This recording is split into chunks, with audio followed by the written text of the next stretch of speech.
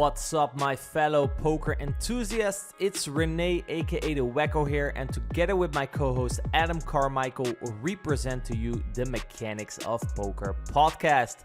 In this podcast, we deconstruct high-stakes poker players, figuring out what it is about them, how they think, what they do that makes them so successful, with an extra focus on the obstacles they faced and the skills they had to develop to surpass them. Over the years, me and Adam have gained a lot of experience in both reaching high-stakes poker ourselves and teaching other players to do the same.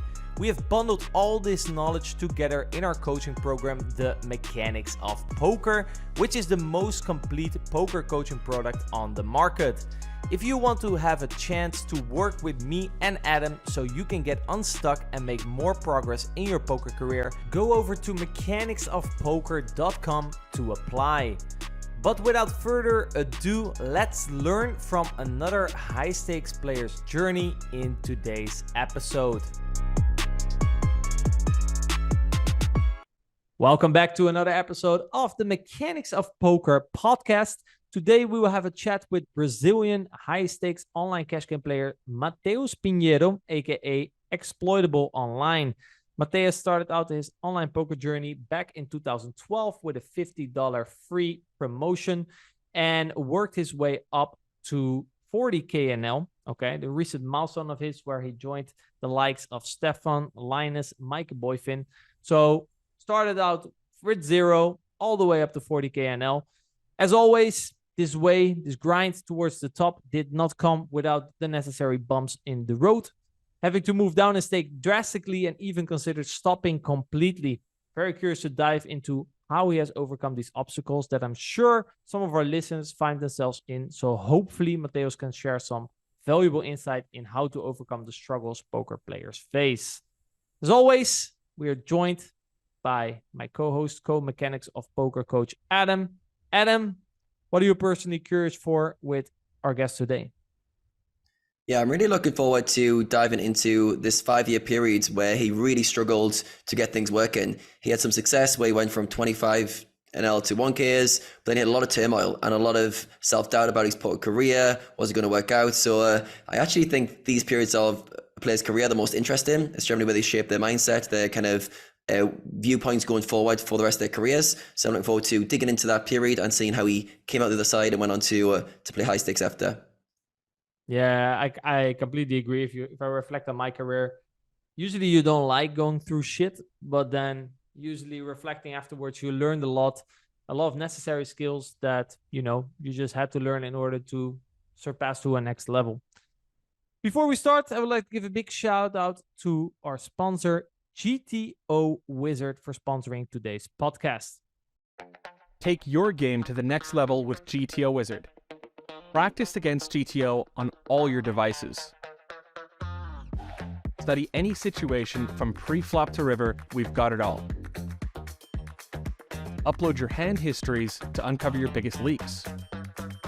We have hundreds of hours of coaching from top pros, cutting-edge theory articles, and custom study plans to help guide your poker journey. GTO Wizard, the #1 app for poker players. So sign up to GTO Wizard using the link below, gtowizard.com/mechanics. Get 10% off your first month and join the weekly coaching webinars, of which one per month is with me. Looking forward to educate you there. At the end of this podcast, we will have a giveaway where you can win 1 month free membership to GTO Wizard. So make sure to stick around. But for now, without further ado, let's tune in live to Belo Horizonte in Brazil to chat with Matheus. Matheus, bom dia. Thank you for joining us today. Thank you for inviting me, guys. You're a very early riser, right? 6 a.m. in Brazil. We were already talking. Yeah, sure. Even if I wanted to, my cat doesn't let me sleep past 7 a.m. So it's kind of the drill every day, waking 6 o'clock. For the animal lovers, definitely worth following Matheus on Instagram. You're definitely, in general, you're a very active Instagram poster. You have good video filmmaking type of skills. Like you try, I see you make some nice videos from time to time. And definitely a lot of cats and dogs. I'm a dog lover myself. So much appreciated. So if you like dogs and cats, definitely worth checking out Matheus on Instagram. Matheus, you are a high stakes cash game player from Brazil. And today in this conversation, I wanted to start actually pre-poker, as many other guests as well. You as well have played competitive sports and video games before you switched to poker. I wanted to start off with the sports section. You mentioned that in your teenage years, you were playing handball 5 to 7 days a week. So that's taking it very serious. What were some of the things you learned about being competitive in sports that you think helped maybe shape your mindset, for example, in being a professional poker player? Probably one of the most important things that I learned with competitive sports or like team sports, especially, is you gotta put the work hours and you gotta put your mind on it in order to work, Jumping ahead a bit, but we can go back in that again in a few minutes. But it's like I see a lot of people in poker, most of Brazilians, especially because like they're more near me and I know how they think. They want a shortcuts, people want to like jump ahead. Like they want to, for example, they join a team, sports, whatever, like a football team or a handball team, for example. And all they want to do is play the game and score goals. No one wants to how it's called, like do the defensive work. No one want to do the hard work, like the dirty work, like that. It's not on the holofots when the all it when we think about it. And but you gotta like do the basics. I think the most important thing is that you gotta learn the basics. You gotta learn it well. You gotta solidify a strategy, like in poker. You gotta learn how to do it, like how to pass, how to defend, how to attack, how to pass the ball, how to positioning on the field, on the court, etc. And like the dribble, how it's called in it's not it's the dribble. I think it is, right? Yeah, like the dribble is just a cherry to the cake, It's not the base net. That's not what is going to get you there. Like, for example, if you see Vinicius Junior playing right now, the guy who went to Real Madrid. He was like very fast, very strong. He was dribbling a lot, but he couldn't manage to get the right decisions, like to take the right decisions in the right time for like 1 year at least. And when he get there, he like in 2 or 3 years, I think 3 years now, right? He now can pass the ball. He can perform well under pressure. He can make the right decisions, like when to pass, when to finalize, when to shoot, and that's make the dribble is just one side of it. It's like one small portion, one small fraction of everything he already knew and that he get better doing while he was a Real and working every day and etc. So I think the most important thing is this that I learned. We got to know in poker, for example, we got to know our strategy, where the EV is coming from, what you want to do, like, and jumping another again, like being present in the moment. Like if you're playing any competitive sport, if you're not present there, if you're thinking about something else, people are gonna run you over, no matter the level, their level. If you're competitive, people, you just like, you got to be very present to take the best decisions and make the right decision, best actions, etc. So I think that's the most important thing. That reminds me a bit of you. You're mentioning Vinicius. I personally follow Manchester United a lot. There's Anthony. I have kind of the same feelings with that guy. Like dribbler likes to do tricks, but his final decision making, oh my god, Yeah. so Like, horrible. kind of It's a miserable. certain maturity that I think players have to go through, right? They came up, they were good dribblers, right? And that's what they did. And I completely, for example, I play football as well. And usually, if you play like a bit more friendly football game, you always have to say at some point, "Hey guys, we have to defend as well," right?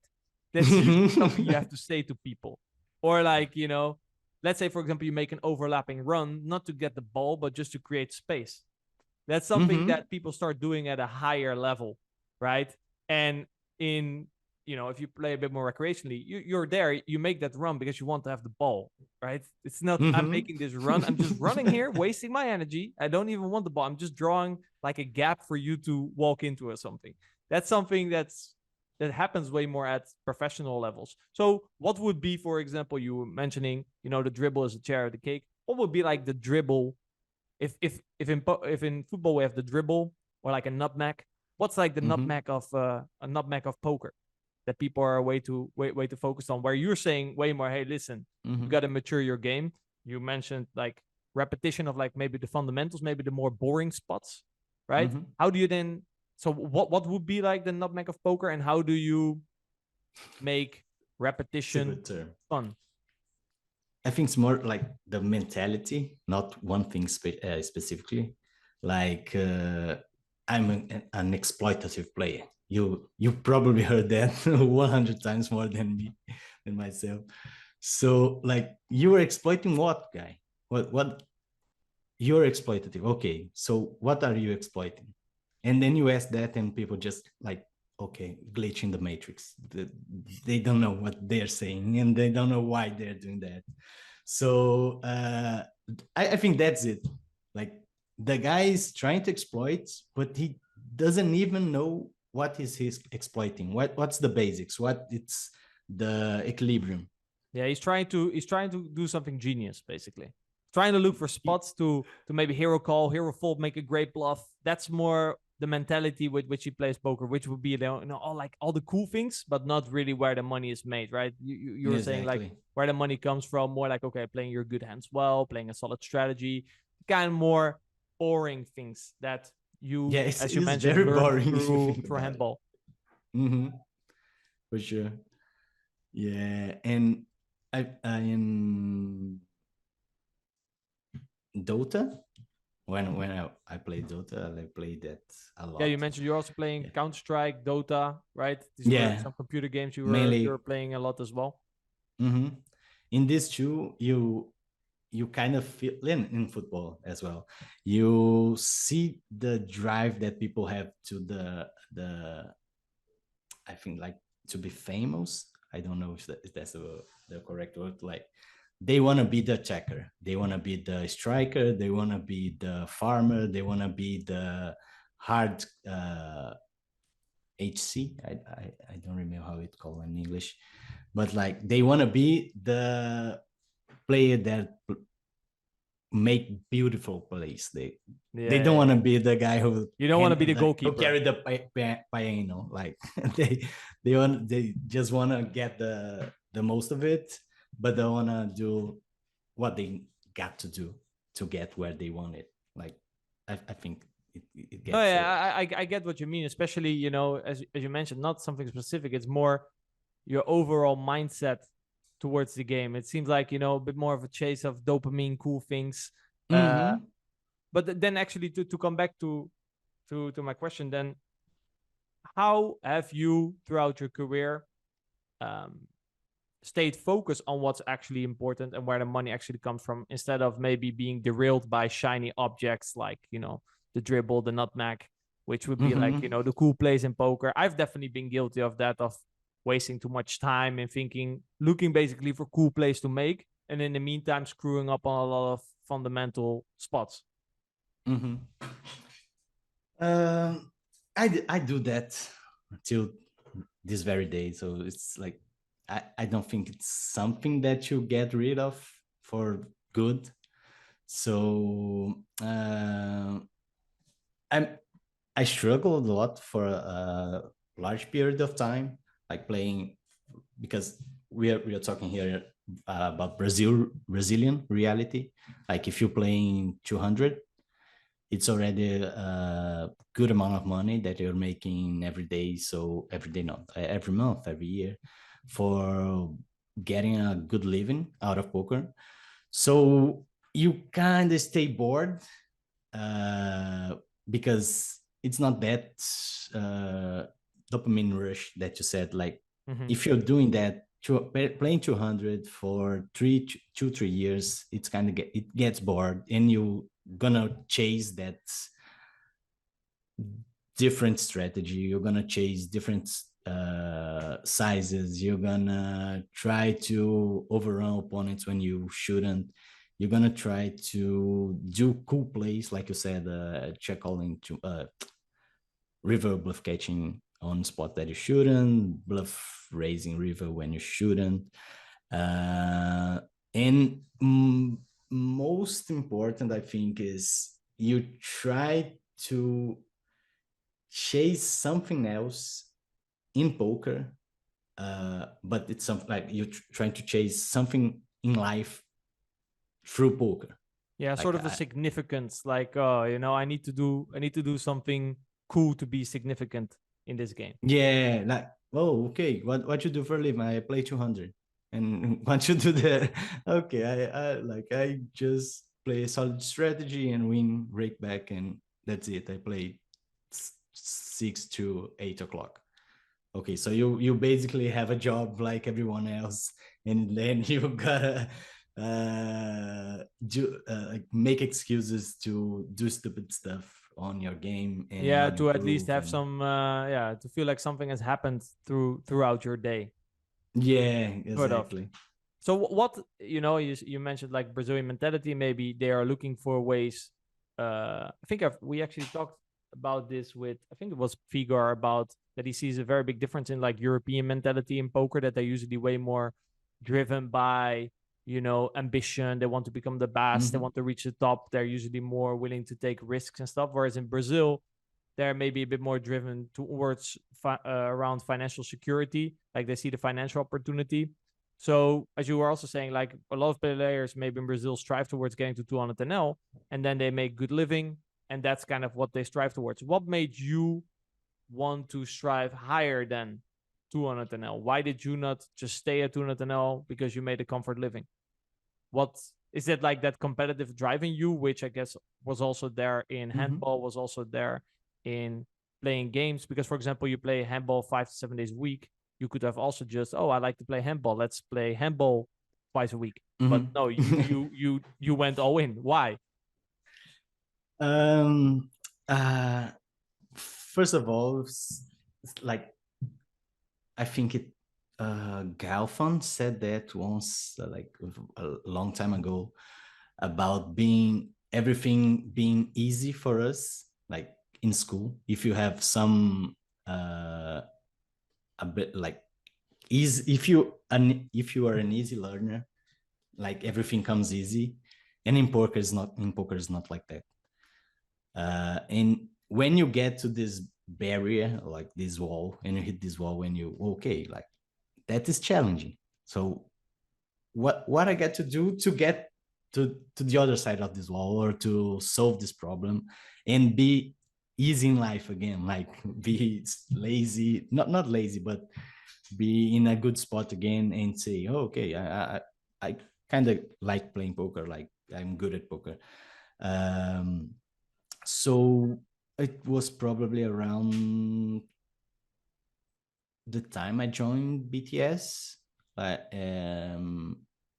because I was playing 100 for 3 years, like 2 or 3 years, and it's very boring. And it's like, wait, I'm born to do that. Like I'm here and wasting my days, like my late 20s, playing 100 and grinding this to do what? Like that's the ceiling of what I'm going to do with my life. So I joined the BTS. I learned a lot, like the mentality of, I think by the time was BB sick, and Walter, they both had the same mentality, and that like helped me a lot, because it goes from winning. Okay, it's not just about winning, it's doing the right things to win. So because if you're playing poker, variance is like the main factor, one of the main factors, and you can do whatever and still won.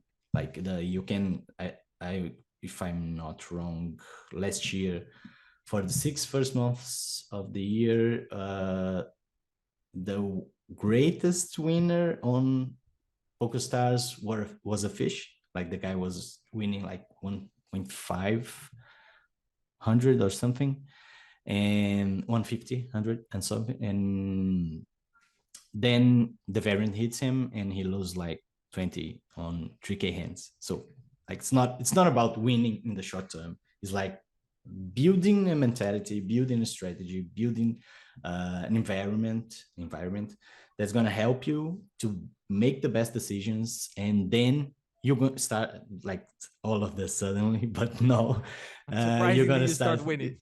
Yeah, exactly. You start winning. And like, but that really came later to me in life, because like I didn't have much money when I was growing up. So you kind of in the mentality of surviving, you know, like you're gonna how, so you have a grasp of it. We were of in the point of choosing which bill we're going to pay. So how can you build something in the long term? So yeah, if you, how can you have like that mentality when your current situation is deciding which bill you're going to pay, right? exactly, when, like basically when making money now is very important, so it's very hard to have like that long-term vision, right? You just need money because you need to decide which bill you want to pay, and preferably you just pay both now straight away. yeah. So that's like a game changer for me. It was the BTS, the mentality of these guys. I joined therapy, so we kind of have to deal with it, and like get like separate yourself of this childhood of yours. So, and build a new one, build a new person, do the best you can, go and realize your potential.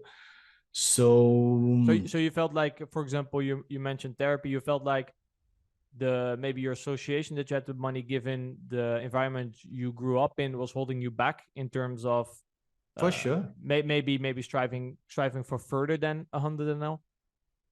Yeah. So we kind of in the timeline we already jumped a lot. But no worries. I'm on top of it. We will we will make sure it stays in line. Okay, so yeah, and I remember the day I contacted Go0se.core, the Stefan, and he had a questionnaire about like what you're doing in poker, how you think about poker, what you want to achieve in poker, where you see yourself in the future to come, etc., etc. And I like fulfilled this application and this questionnaire, this formula. And he, in the first minutes of the session, he said to me like, okay, you're one of the few that are thinking 5 years ahead. So maybe we have something here. Like let's work to get there. Because I said to him like, at least in 3 years, I want to be playing the games you were playing. By the time I was playing 200 and 500, if I'm not wrong, and I wanted to play like 1K, 2K. And in Brazil, I think we had no player playing these games, but back then I think that Urubu was the only famous guy. Urubu, yeah, I remember Urubu. But like the PLO guy, he played like 10K, 20K, 40K, if I'm not wrong, but it was PLO. And so I had to kind of open this path to play 1K, and mentality, what's the hard work, the swings we got to deal with, and so forth. So yeah. So I wanted to take it back because as you mentioned, you went a couple of steps ahead. I want to take it a little bit back to you're playing Dota, Counter-Strike. At some point, you got into touch with poker.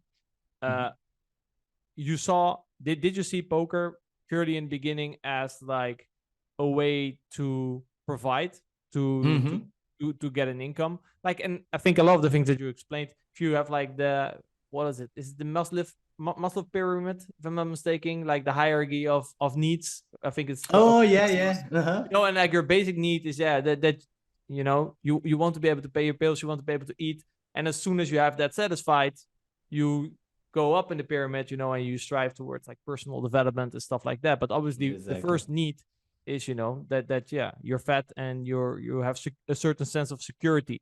So it sounds like was that something then that drove you to try out poker? And was that then also the reason that you stayed stuck at Hunt and now you stayed too stuck in the pyramid and you felt that resistance of like, oh no, I want to get more out of life. This is now the basic need that is fulfilled.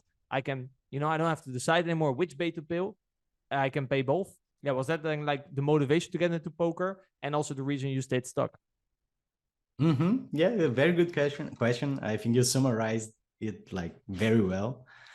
Is by the time I was on college doing social communication, and a friend of mine who was living in New York, he came back for vacation, and okay, I have a card game. I think you guys want to try it out and do whatever you want. Let's try it. Okay, let's try it. And like I'm very, very bad in card games, like very bad. And I don't like them. Okay. Explains a lot why you became a professional poker player. And what was different then in this one? Because like here we play a lot of truco, and there is not a very good strategy around it, and we have buraco.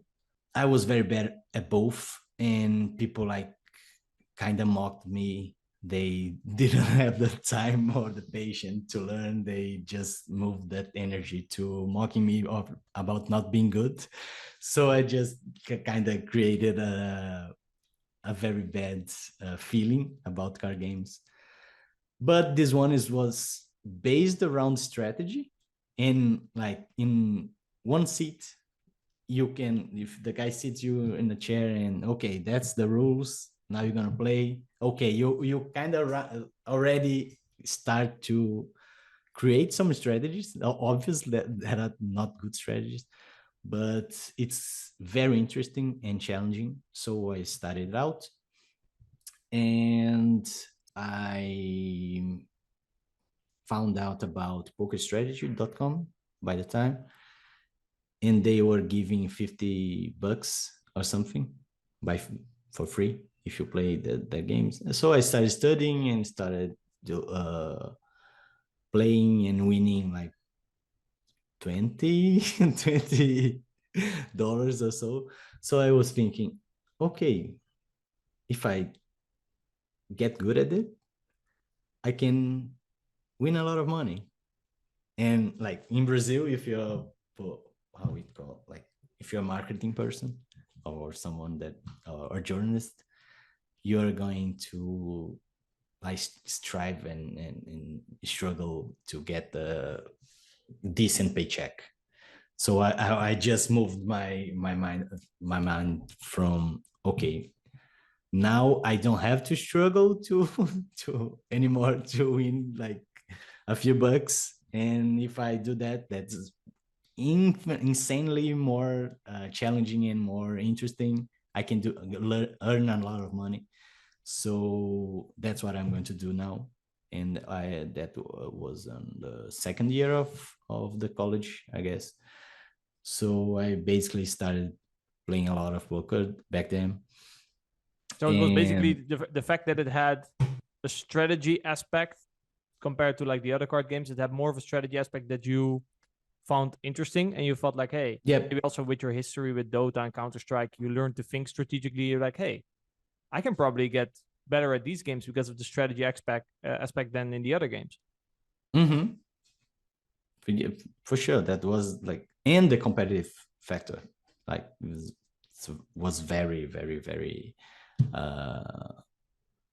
helpful for me. Yeah, you had something to prove, right? That you don't suck in card games. Well, no, I'm sure they don't say anything now anymore, right? I think you've earned you've earned your stripes. You also mentioned like a lack of. I think this was in terms of you were looking at playing 1K. You were mentioning at a later pace in your career, and you mentioned that there was no one there. I quote you. You said there was no role models that had to open the path, basically because no one has walked that path. When you decided to switch to playing poker full time, did you have a certain role model that you could at least follow, or were there other examples of like that you could sort of follow and be like, hey, actually you're making good living, maybe fellow Brazilians who are doing the same? Were a few guys that I met in forums, internet forums, but that was it. And the guys were just were like drug dealers, you know, like not drug dealers, but society saw them like drug dealers. You play poker, you play cards for a living. What the fuck? And how much did you lose? You win X, but how much did you lose? My uncle lost a house. My grandpa lost his daughter in poker and a gambling bet and whatever. So I kept that from people for a while because it was too much to handle. Because like, okay, I play poker, but how you gonna marry someone? How are you gonna tell that to your like your wife, or how you gonna tell that to your parents' wife, and what your mother is going to think about it? And like, I don't know if in Europe it works like that, but in Brazil people are like very okay, and how people will react to that, and like, okay, and so if I don't tell, they don't react, and we move on. So you could say that your environment was not necessarily that supportive? No, zero. Zero. Okay, Yeah. so then everyone was basically saying don't do it, but you apparently had the confidence in yourself, maybe also through your progression in handball, to your progression in video games, that you were very confident in yourself, like, hey, I can make this work. Or were also the results basically giving the feedback of like, hey, I'm making more money than you? No, it was more about I can do it myself. Like with handball, for example, in Brazil, everyone plays football when they're young. Like, for as soon as they start walking, you can throw a ball and people are like playing, but not. You kept on picking up the ball, and they said that's not how it works. You should play handball instead, or become the goalkeeper, or go play a different sport. No. The fact was, when young, in when we are knowing sports, starting to know sports, we were presented some sports. A lot of guys were already good enough at football, so I didn't have a place there. I was going to be the reserve. So let me find another game where I can do better, and I have to be the guy of the team. So find another sport. And I didn't start very well in handball, but I find it funny and enjoyable to play, and people were very bad at it. So, okay, let's put the time and energy on that and do good. So it was not like I had some easy time playing handball in the beginning. It was more like, okay, people are very good in other sports, so let's find one that I'm going to be the good. Okay, so you then learned basically that you can improve, and you took that mindset into poker as well. And we're like, oh, I know that if I put energy into things, that I will become better and that I can succeed at that. So you could say that handball helped instill that confidence in your ability to make progress in something you put time and energy into. Mm-hmm. Exactly. Perfect. When you started playing out, what were kind of your expectations of what the Poker Pro was like? And did you have any like aims, for example? Was it that, for example, okay, I want to reach that 100 NL, so I make good money to live a good Brazilian life? No, it was more like, let's pay the bills. This activity can help me pay the bills, and it's very interesting and it's very challenging. So let's put some energy in there and see where it goes, where it leads me to. That led me to 1K by the time like 2014, I guess. And then like I kind of struggle with goals. If I pick some goal, I tend to put it very far beyond and far up. Like let's play 100K. Okay, because I don't have the pressure to get there. And anywhere I get in the way, like I'm always improving to get there. So I'm never reached that goal. Okay, that's kind of not reasonable. But on the other hand, it helps me to always improve and always think that I'm not good enough and not better. Still had a lot of ways to get better at this. So I kind of never get satisfied with where I'm at right now. Oh, that makes a lot of sense. I mean, if your goal is just, I wanna be able to live a day-to-day life, and then you reach that, then you stop working. Whereas if you set a way higher goal, like I want to beat 100K, then this is actually something that often happens when people, for example, when you bum hunt into a game, often the goal is like, okay, I want to be able to beat the game, for example, so I can bum hunt in a certain game. Okay. But then, and that's kind of where they stop. Whereas if they have more of a mentality, okay, so I got into this game, how can I take the maximum out of this recreational player, for example? Because all pros, they naturally said, okay, I'm winning against a recreational anyway. Why would I put more work in it?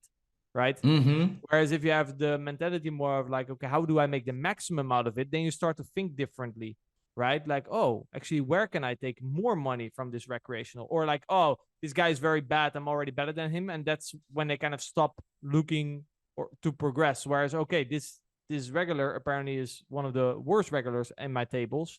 How can I take more money of him? Even more money.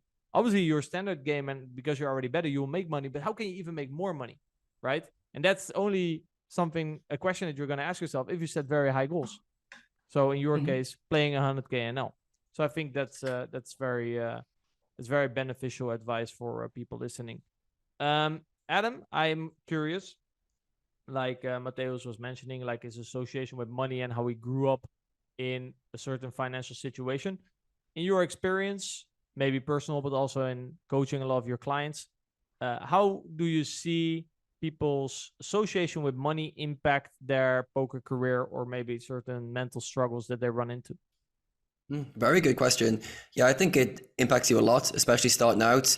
If you come from a background of no money, I definitely had no money all my life. It creates like a very limiting construct of what you think is possible, and you think very survival based. So you like pay bills, how do I make enough money for the next few months? And you don't really think far enough ahead. So you end up making choices that lead to short-term decisions, and you can't see what your full potential is because you're almost like drowning. It's like you're splashing around in the water. If someone's pulling your head in the water, all you care about is getting your head above the water and not drowning. So you need to almost like get out of that kind of survival mindset. I think Matheus mentioned himself being a bit of a survival mindset. My first year of poker was just like, pay the bills. How do I pay the bills? How do I not go broke? How do I not get by? So I think if you get stuck in that too long, it can definitely stop you moving forward. So I think if you come from a limited mindset, the main thing you need to do is get yourself in a financial situation where you're a little bit more comfortable. If you've got bills to pay, like Matheus, and you can't pay both of them, there's going to be an element of pressure that's going to be there with that. So yeah, I think you can definitely get past it. But yeah, when you come from a background of no money or debt or poverty, you have unique challenges in your first few years. The good thing is poker then becomes the path to transcend those, to evolve past those, because you can prove to yourself very quickly through poker, I don't need to be limited. Like Matheus' first $20 that he made. Wait a second, I can make money. If I keep working on this game, I can make money from it. So I think it probably becomes a good path for anyone who is struggling financially. Then the hard part is not to get too attached to the money. I know for myself, when I had no money my whole life, when I first had 10K in the bank, I was like, oh my God, 10K in the bank, I'm rich. And you get this kind of too attached to both sides, to losing and winning money. So I think that's, when you come from a background of zero money, I think you've got to work harder to transcend those things to the point where you get comfortable and you get to play the game of poker for the fun of it and to evolve. And I really like what Matheus said, kind of playing like kind of a long-term game of setting a goal in the future, and almost like the goal sets the direction. And for yourself, you've created like a very long-term vision of playing 100k NL, or in reality is being the best version of yourself, which keeps you in the game for a long time. So I think that's a really good goal. I think the survival people like myself starting out struggle with that because you're so short-term focused with trying to make immediate ends. All right, awesome. I want to transition into your storyline of turning pro. So you mentioned you turned pro around 2012. So my first question is, can you take us back to what it was like to turn pro and what defined being pro? What was the main turning point that goes, now I'm pro? I think probably being the main income and like the only income by then was poker. So I was playing for around 12 hours a day, I think back then, to pay the bills and to graduate in college. So I think being pro is like self-intitulated pro. It's more about a choice than everything else. No one is going to sign for you like a contract. Now you're pro. Okay, take your license here. You're pro. Go ahead. No, it's more about you're committing yourself to doing that, and for you. You know, it's like I'm going to try to do that because a lot of people still these days, and like back then it was way more easier. Like people were very bad, including regs, and these days we got solvers, we got coaches, we got teams, we got mental coaches as well, we got podcasts, we got a lot of info and like industry around it that professionalized the game, like, you know, and people are still getting, okay, poker, easy money, let's try it out. And it doesn't work like that. I think that was the main factor that kept me in the game, because I committed truly to what I was doing. I think that's it. So you said you decided, and I like that term because that's generally what happens. There's no form sign. You decide, I'm going to go pro. What changed from that moment when you decided you were all in on poker? What were some of the things that changed from a mindset perspective, but also how you were showing up in your days? I was not very I decided to be a pro, but I was not very professional in my routine, like daily routine. But putting the hours and reviewing some hands and getting to other players to know what they were doing, and forums. Back then forums were the main source of information. Back then I went to college, stayed there for 2-3 hours, study a bit about something that I already knew that I wasn't going to do in reality, but okay, I need to do that. In Brazil, we joke about it. It's like when you get your graduate your diploma, it's kind of the out of jail free card, because you're not put in the cells with the other people. So okay, I had to, don't take that for granted. I had to graduate for real. So I was dividing my time between college and poker, but playing a lot of poker and deciding that, well, okay, once I graduate, I want to full commit and get a coach or get another source of information that pulls me up on the ladder of the game. But that came late, like only in 2017. Yeah, I guess, with BTS. Yeah, so your early years, although it seems like you weren't overly professional, it seems like you managed to climb the ranks, so to speak, fairly quickly. So I think you mentioned that you got a 1Ks by 2014, so in the first 2 years. So talk us through that kind of fast rise to begin with. I know there was some setbacks after, but what was going on during those initial years when you were moving up stakes originally? I think it was more about logic. Like if you're kind of good with logic, and myself, I have a good time learning, or I'm an easy learner if I visualize what I'm learning. Like I kind of put that in somewhere here in my mind, and it's way easier to access that information. So I kind of build logic blocks around the strategies. And back then we do that on paper, and we haven't had solvers till 2015, I guess. And so was more about taking logical decisions very frequently and not being risk averse like most of the players, because people, okay, we have a reg here, we are not battling.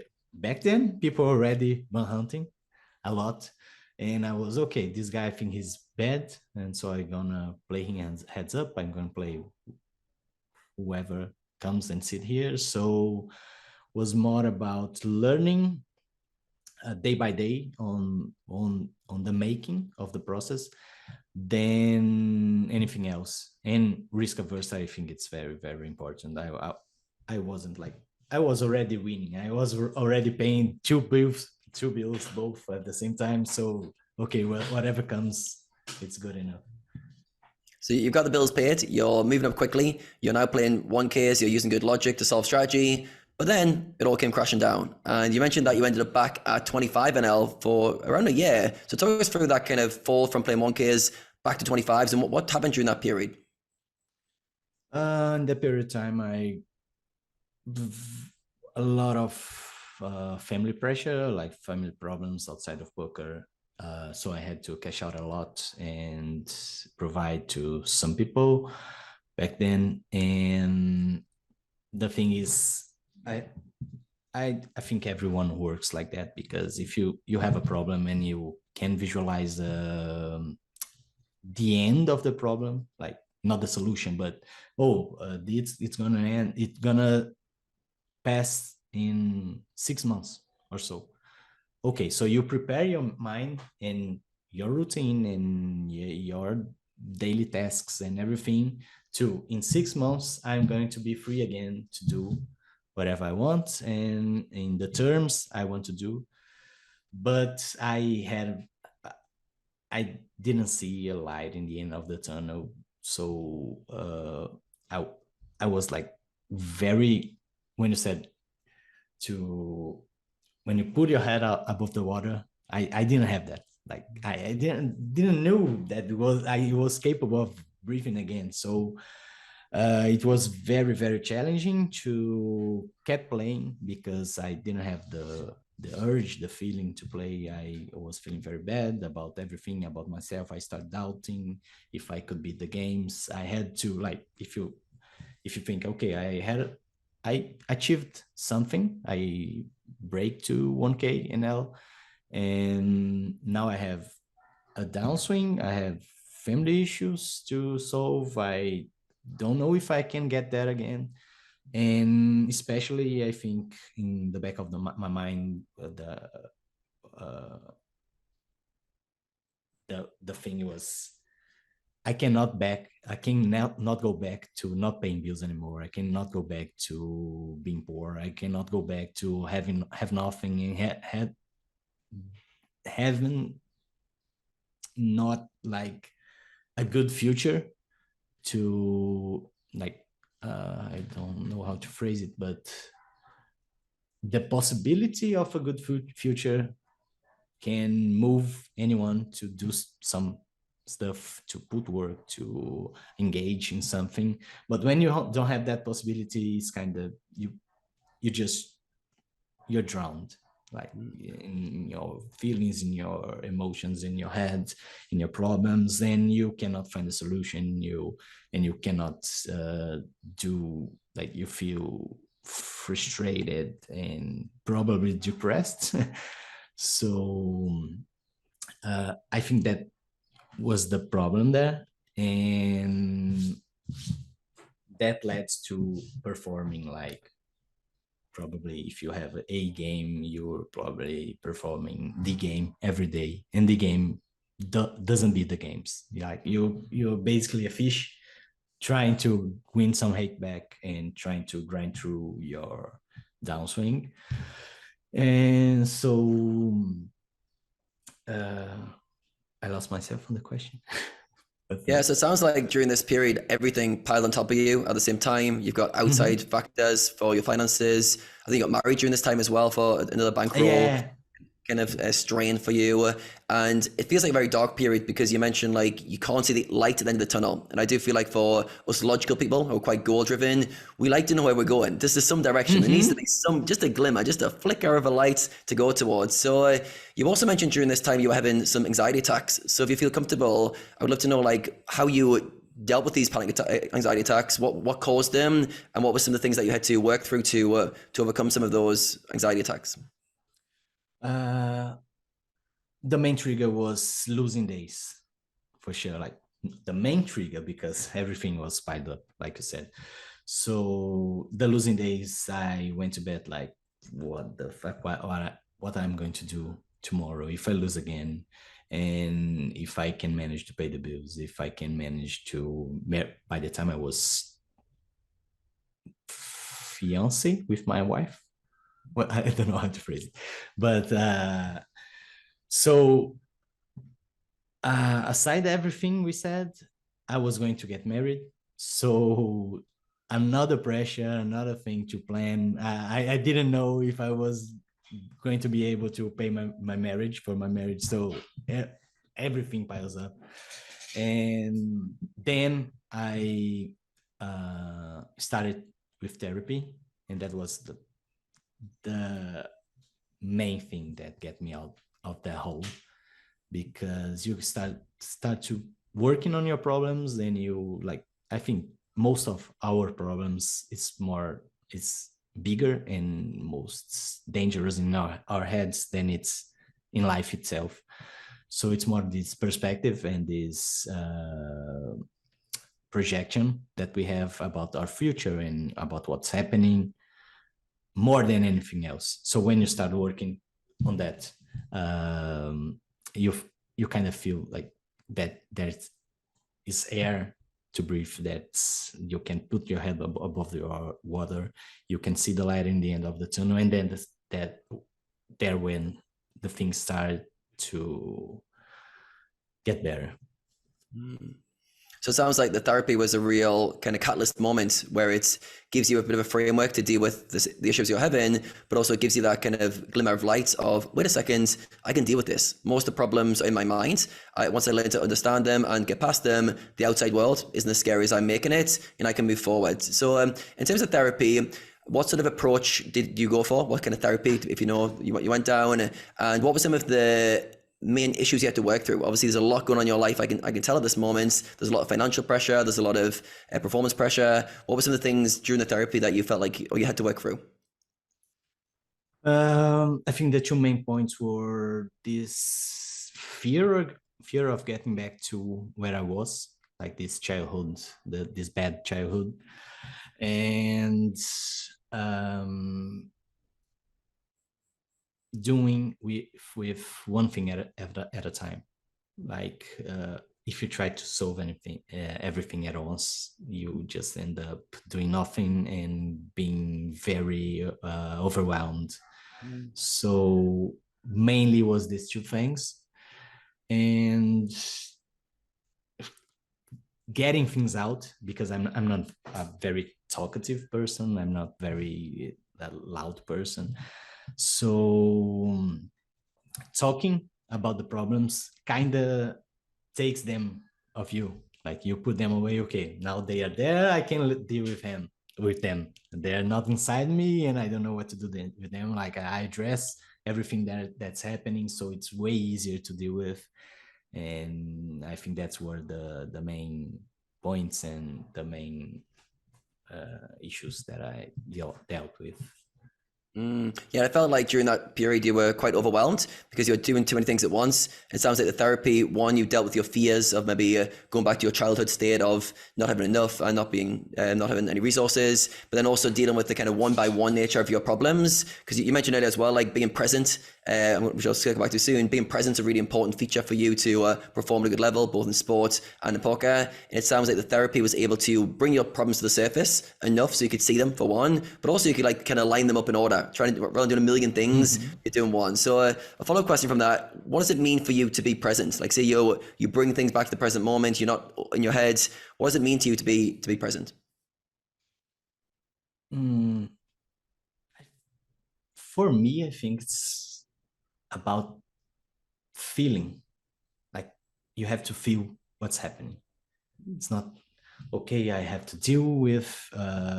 It's not thinking about anything else. It's dealing and feeling whatever it is that's happening in the moment.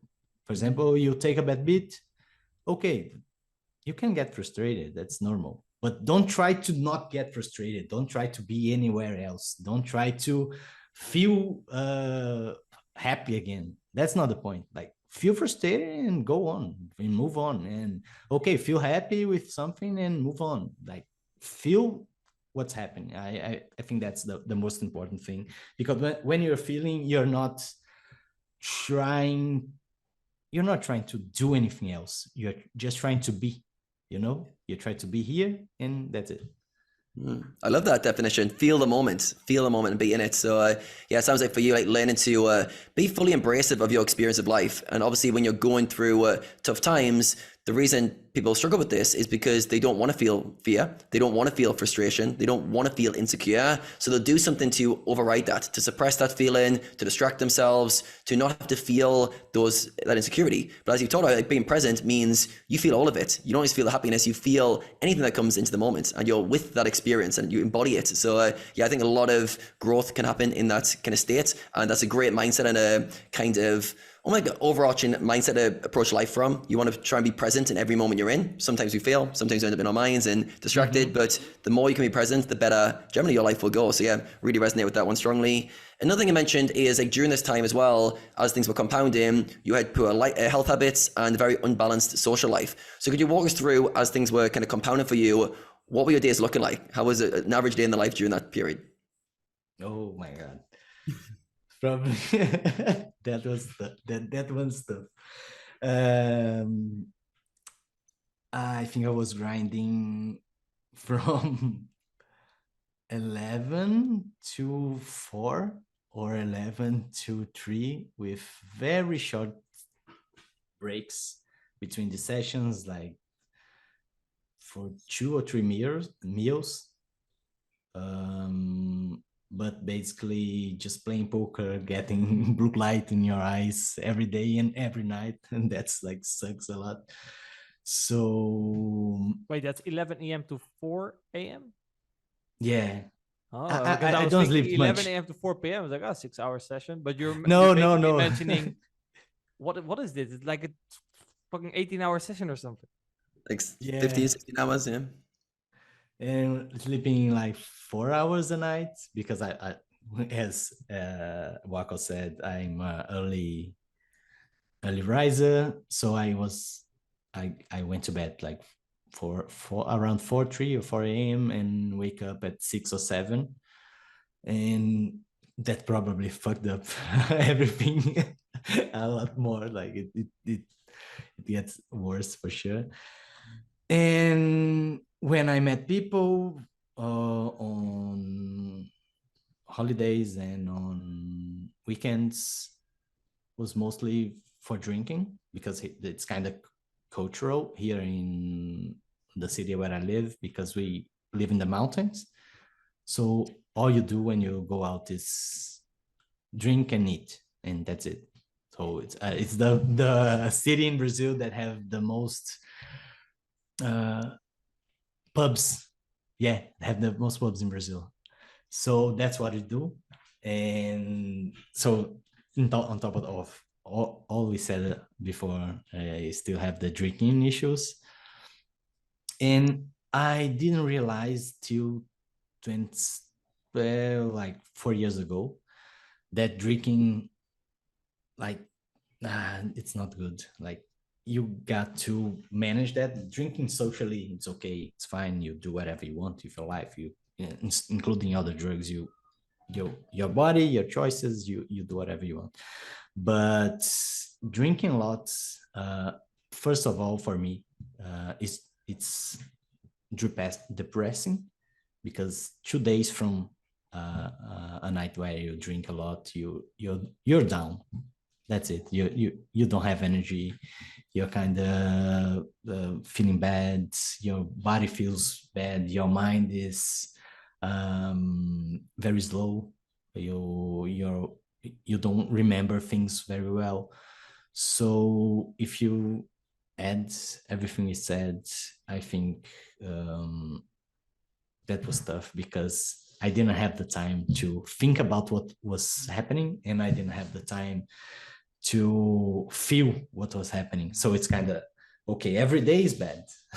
And when I'm not doing the every day that's bad, I'm drinking to forget that is bad.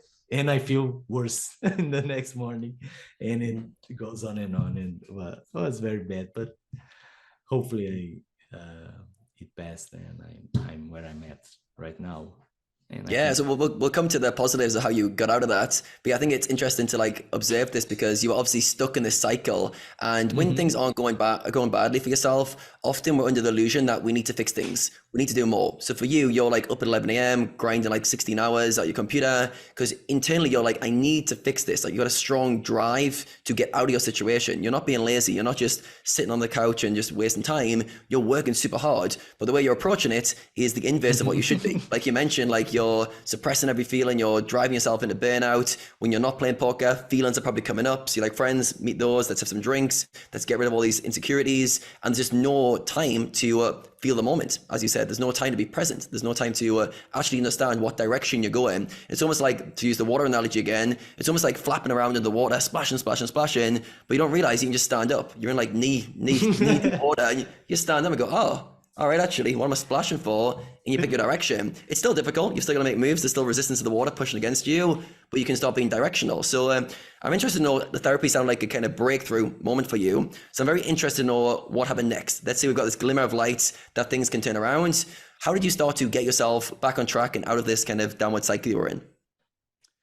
Yeah, things very, like I said, day by day. So you start seeing things, you put them out, you go, okay, now I'm gonna address and organize and rank them on priorities, and let's put things together and move on.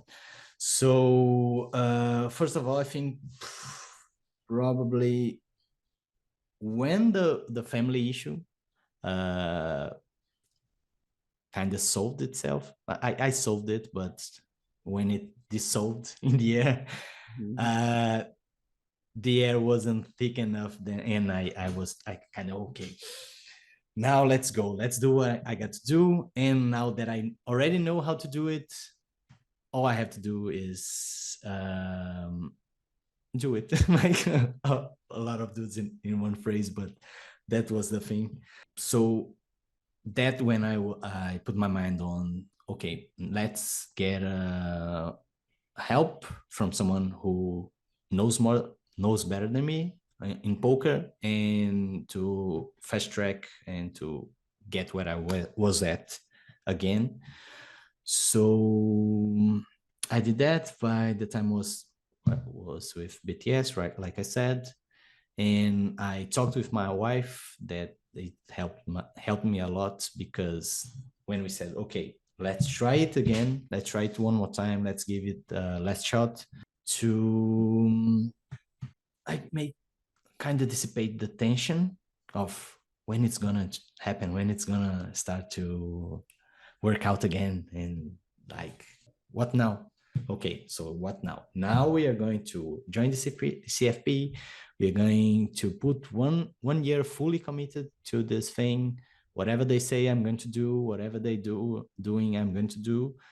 By the time I tested a lot of, for example, meditation, but it doesn't work that well for me. But that was when I get back to the gym, and that like physical activity is I think it's the best you can do for your mental health. No brainer pick. I had to pick one thing, is I first don't drink alcohol, but second, do physical activities, whatever you like, whenever you can. But don't get, okay, this guy, they say I have to do 20 minutes, 30 minutes, no, 40 minutes a day of HIIT, HIIT. No, do whatever you can, the way you can, but do it. That's the thing. Your body and your older you is going to thank you later. So I think that, and then the thing just started adding up, building, and like I get to the point that I wasn't the base of the pyramid anymore. So when you get to the middle of it, you start to pick what you get, what you like, and what works, what don't work. You have energy and you have room to try things out, and you're not like, you don't mind them to fail anymore, because I think that's something that holds you back when you don't have that energy, that time, that when you're not that high in the scale on the pyramid. So that's very important, and probably what get me to where I am right now. Yeah, I find it interesting that it wasn't like one big moment or anything major that happened. You solved a few life issues, you had the therapy sessions that had a breakthrough, but you mentioned like one day at a time. It was just like forward momentum. I think sometimes we underestimate getting momentum in the right direction, whether it's going for exercise, it's showing for your study sessions, it's putting consistent volume, it's looking after your mindset and you're getting your life in balance, and doing that day after day after day. And at first it feels really insignificant. You're still broke, you still got no money, bills are still overdue, nothing's working. And then you might, you want to rush things again, but that forward momentum for yourself, it sounded like over time, it had a really big impact. And I think you mentioned with your wife, you decided to have a final shot. So I want to touch on that actually a little bit, because you mentioned that you made that decision together. So I'm guessing you two have a very strong relationship, and she's played a big role. So how has your wife helped you through this time? Because it sounds like a lot of people's partners may question them during this time, going, what are you doing? Why don't you do something else? But it sounds like your partner was able to support you during the lowest moment, really. So how was she there for you?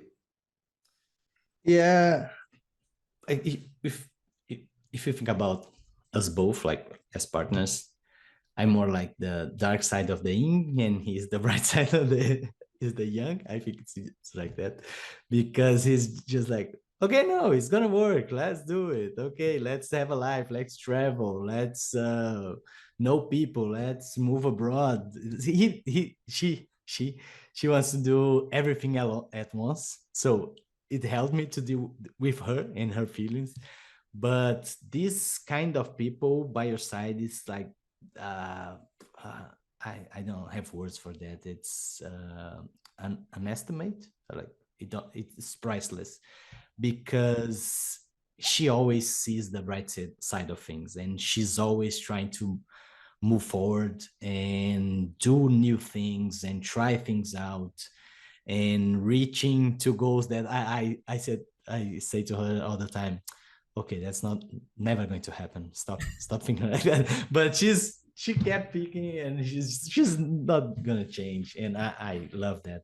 Love her for not changing and being this way. So it kind of back to what we said, like, feels good to be near. It's a person that you always want around you, when if it's a friend or wife, whatever, but you want her around you, because she's always going to cheer you up, and that's very important.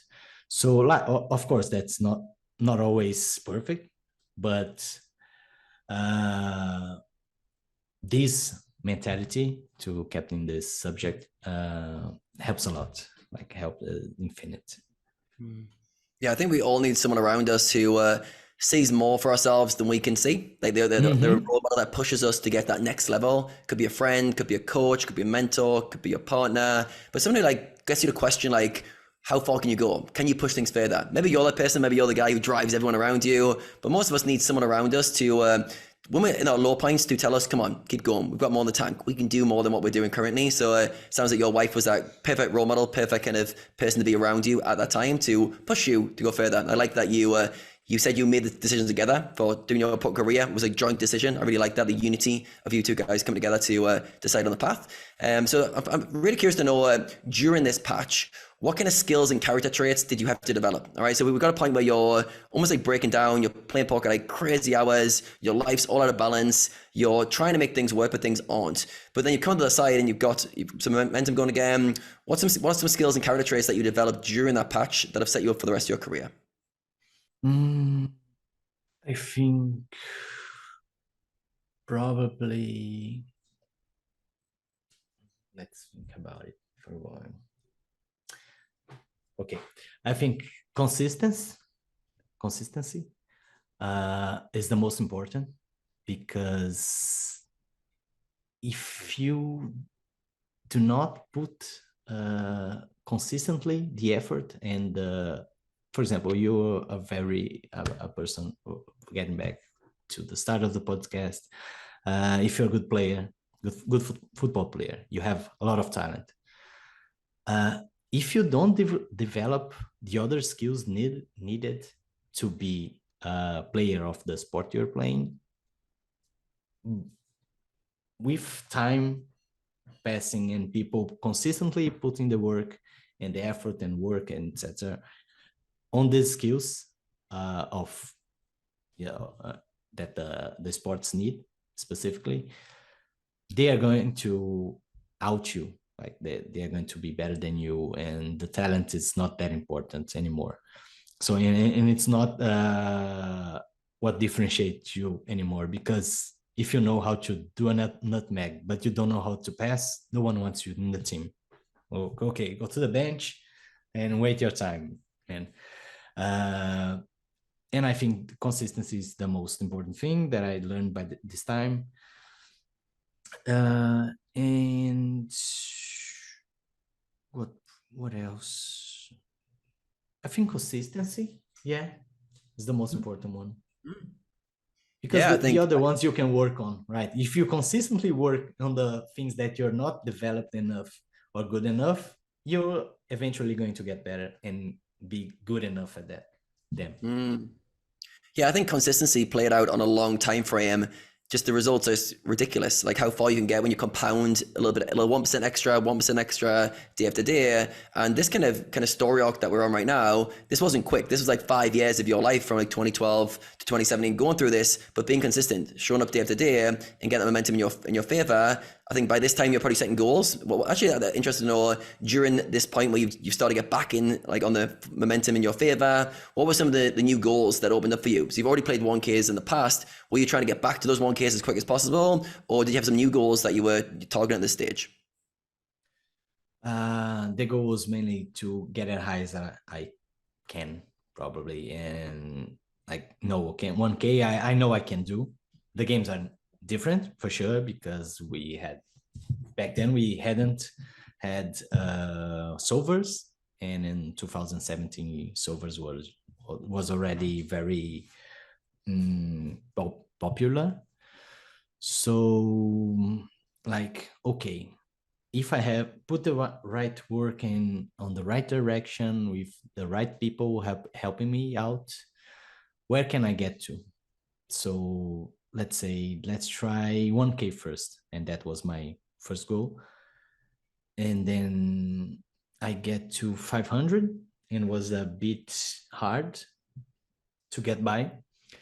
But I just kept going. Like, okay, when like everyone say, trust the process. Let's see wherever it can get me. And I get to what, like, these days I can say I'm a regular at 5K. 10K don't runs that much, but I think 5K it's good enough, and I'm kind of proud of getting here. And now it's more about bankroll and the risks I want to take than anything else.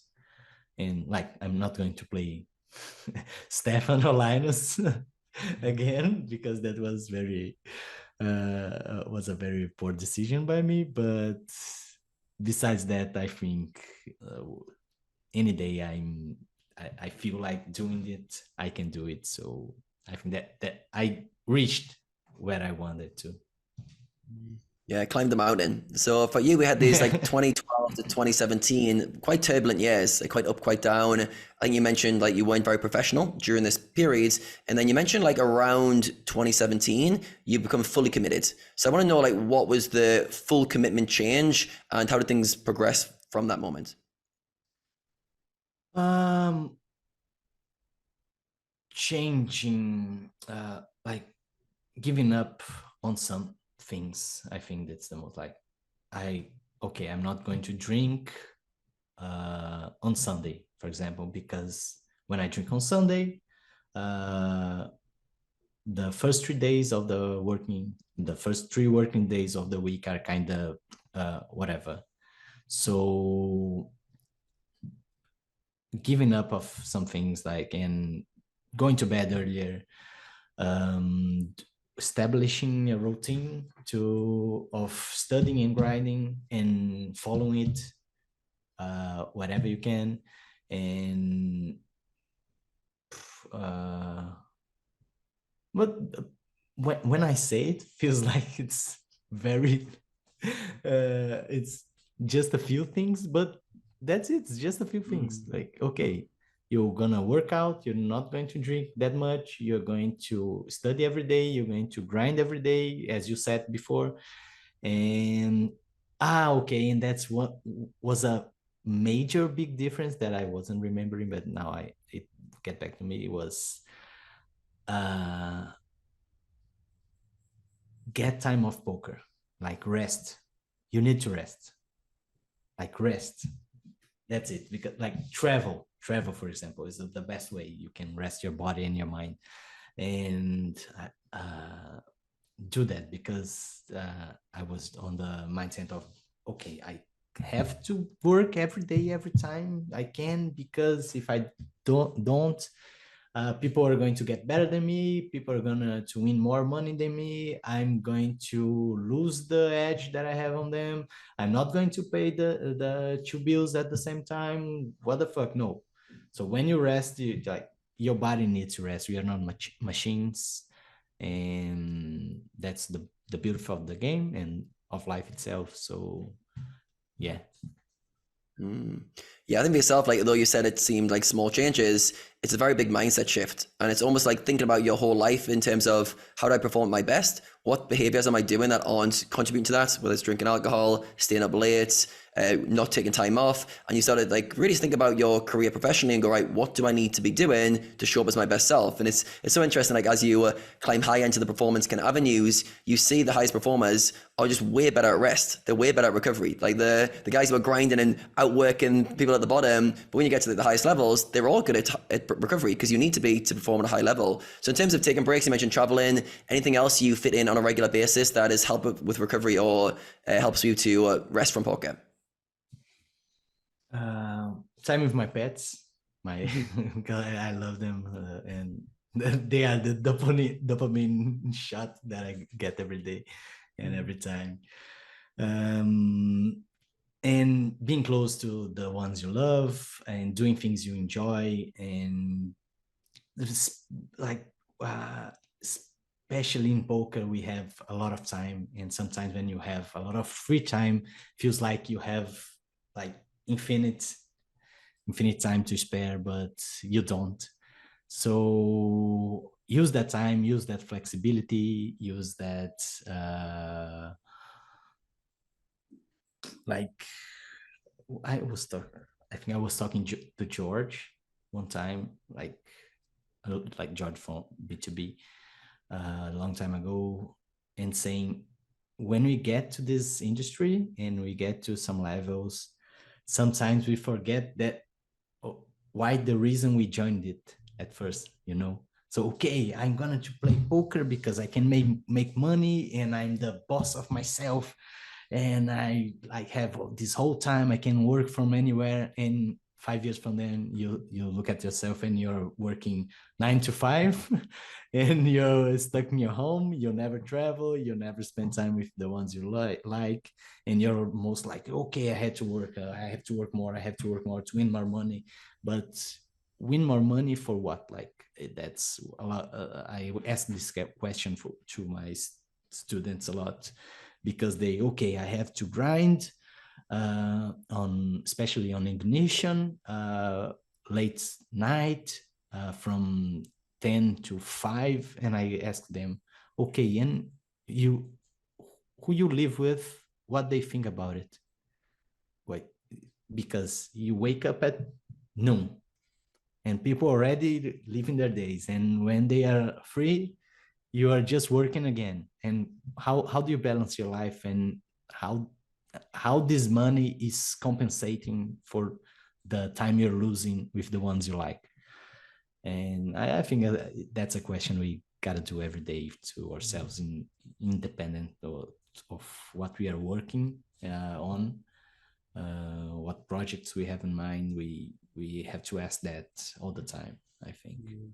Yeah, so it's so important to remind yourself of why you're doing it, why you're working hard, why you're trying to make money. That isn't the end goal. The end goal is generally to have a better life, to spend it with your loved ones, to do more fun things. And we can get into the trap of more, always trying to make more money, always trying to play higher stakes, and forgetting that, wait a second, like, when do I start having fun? When do I start enjoying my life? When do I create that balance? And yeah, we can get very out of sync with that. So yeah, I think it's a daily question, at least a monthly question to check in with yourself and go, right, am I enjoying my life? Am I doing the things for the right reasons? Am I achieving the kind of things I want to in life, and also enjoying the journey? Because I think if you sacrifice too many todays for tomorrows, you end up almost like alienate yourself from the fun experience of life and often the people that you want to be around. But yeah, reconnecting with that and realizing, wait a second, if you could see your life 5 years ago, where you are now, you'd be like, oh my God, wow, you're there. You're right there. Enjoy it, savor it, do what you can with it. So yeah, I think getting that blend right, obviously you still want to work hard, you still want to achieve more things, but I think also smelling the roses, so to speak, as you're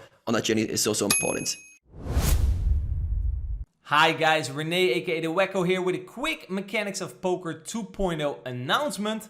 In our program you will get access to 80 plus hours of content in which we will explain you all aspects needed in order to become a more successful poker player. Now one of these of course is the technical aspect of the game, in which I'll be explaining you all the mechanics behind poker strategies. We'll be talking about GTO, exploitative play, with an extra focus on the why behind certain strategies and why the population has certain leaks. And to increase your win rate even further, we've recently added a river bluff and bluff catching section so you can increase your EV when those pots become very big. Our mindset and performance coach Adam Carmichael, he took care of the mental game and performance section of this program, in which he will teach you everything you need to know in order to break through limiting beliefs, better handle your emotions, break free from tilt, and play your A game more consistently. And last but not least, we've added the management and optimization section in the program, in which we will give you various tips and tricks to make it more likely for your poker career to succeed, and how to continuously improve as a poker player. Now on top of that, this concept is continuously evolving based on feedback and suggestions we get from our community. Next to all this content, you will have access to our exclusive Discord community, monthly live Q&A calls, and one-on-one coaching session in which we are going to be reviewing if you have been implementing the stuff that we teach you in the Mechanics of Poker correctly. So do you think you have what it takes to master the mechanics of poker? Go over to mechanicsofpoker.com and maybe you will get a chance to work with me and Adam and make more progress in your poker career. But for now, without further ado, let's get back into more goodness in today's episode. So I wanted to ask you, Rene, how about yourself when you, during your poker career, was there any moments where you decided that you were fully committed? So Matheus talked about 2017, a year where a few things clicked and you're like, right, I'm going to approach poker more serious now. Was there any kind of shift in points for yourself where you went into kind of full commitment mode? I guess various points. I think for me, what I think holded me back to go into full commitment mode and think bigger was, I guess, fear. If you look deep down, but a bit more on a superficial level, it was just not big ambitions. But I guess not big ambitions were maybe held back by fear. So when I was fully committed to become like one of the best, that's when I started to take more actions that were in line with trying to become the best, instead of like, oh, well, it's exactly what I just said. You're in a game with a recreational, you think you're winning, and that's it. Whereas if you don't set higher goals, you're not going to do extra work to win more. So for me, it was really the big change in terms of really like committing, was just having a bigger goal. Like trying to, you don't have to become number one, but at least trying to strive to become the best. And then having that mindset, and exactly then you see what Matheus also said, you start to think about, oh, should I maybe sleep more so I can perform better next day? Hey, that seems like in line with my goals because I'm trying to become the best. Oh, should I maybe not drink? Because when I don't drink, I perform better. And, poker is played with your brain, so alcohol bad for your brain. So maybe not drinking is probably GTO, right? And then stuff like that. Oh yeah, maybe I should exercise because I'm sitting all the time. And if your body's moving, hey, I notice I feel more concentrated, right? And you start to optimize everything around it because you have a clear goal. And then also I think it's easy to not get distracted. For example, if if your friends are every time going nights out or something, I would always, for example, I would join with my friends to dinner, and then afterwards we would get a drink. Well, I would get usually a sparkling water with lemon. That's my to-go drink in the weekends. During the day we drink non-sparkling, and in the weekends we drink sparkling. Okay, that's that's rough weekends. But then, like, if it started to reach 12 o'clock, I was like, okay, I'm out.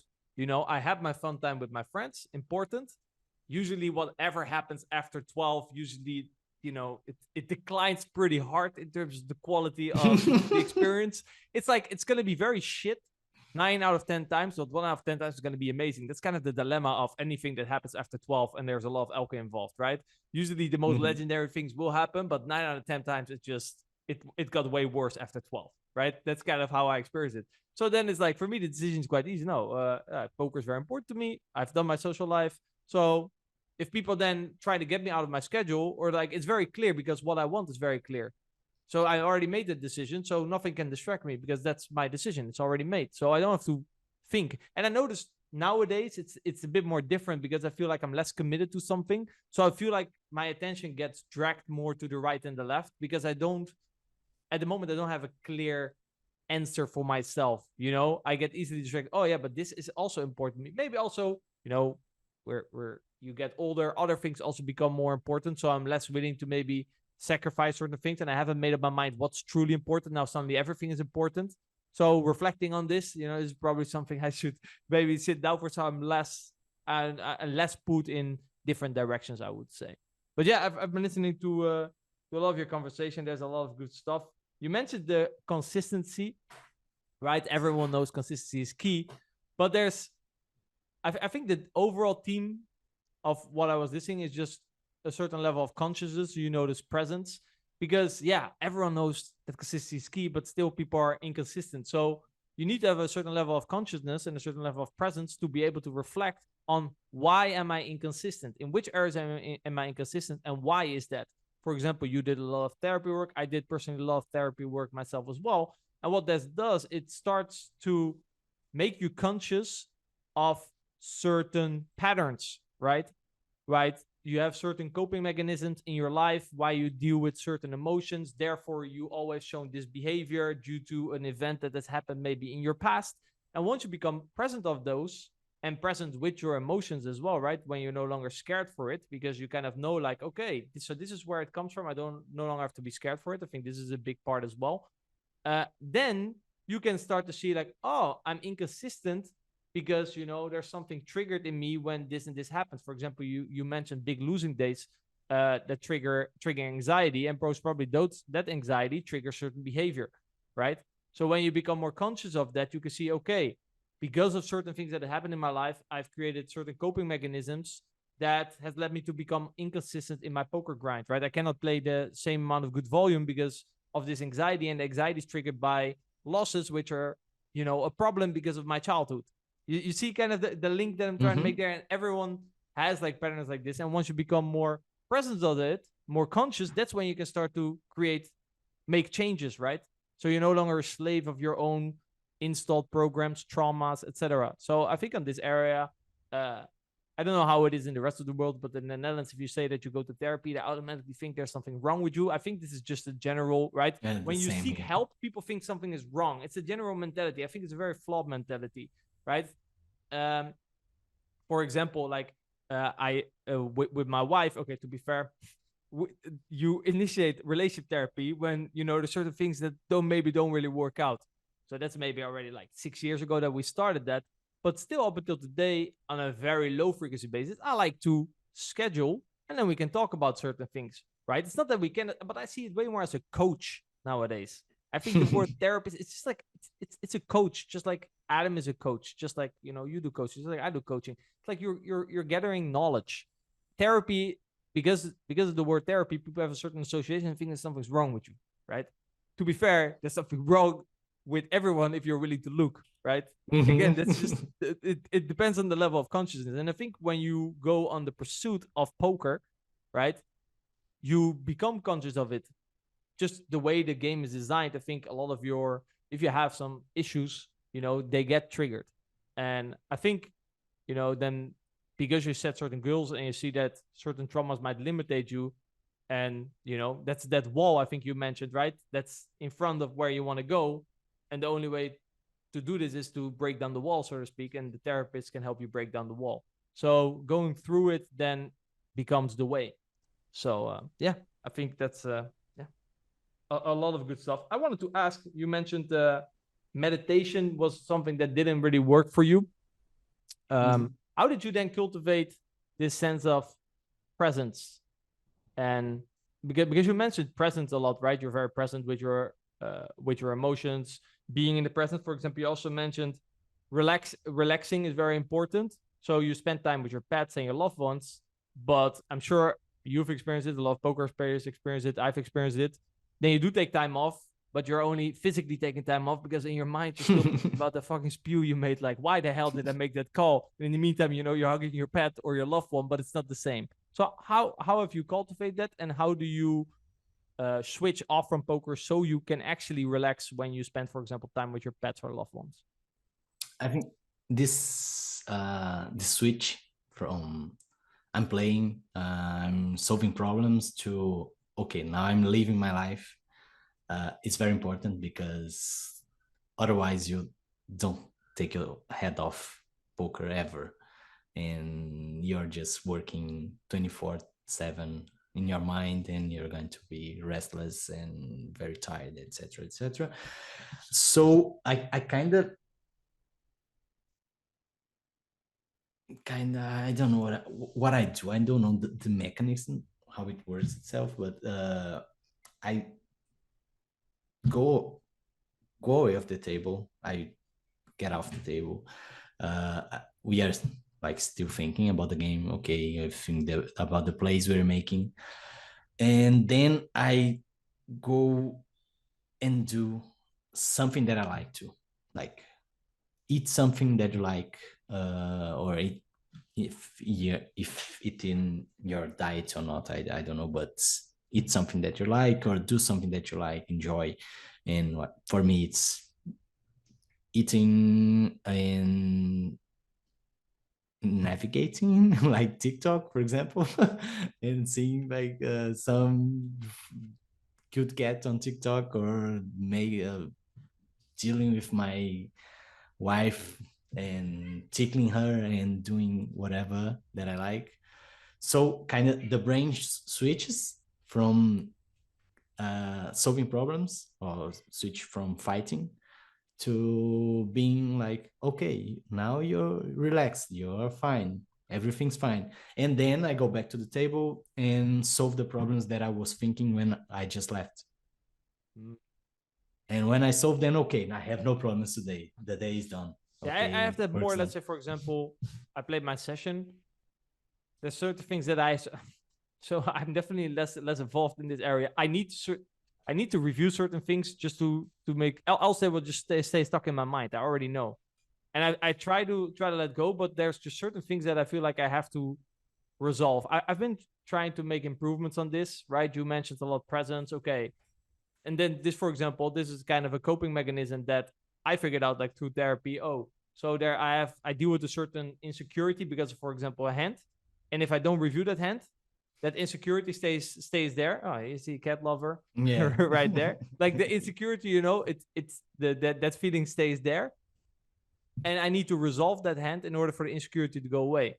Whereas now I'm also trying to be more like, okay, well, you know, I feel insecure and that's okay. Right?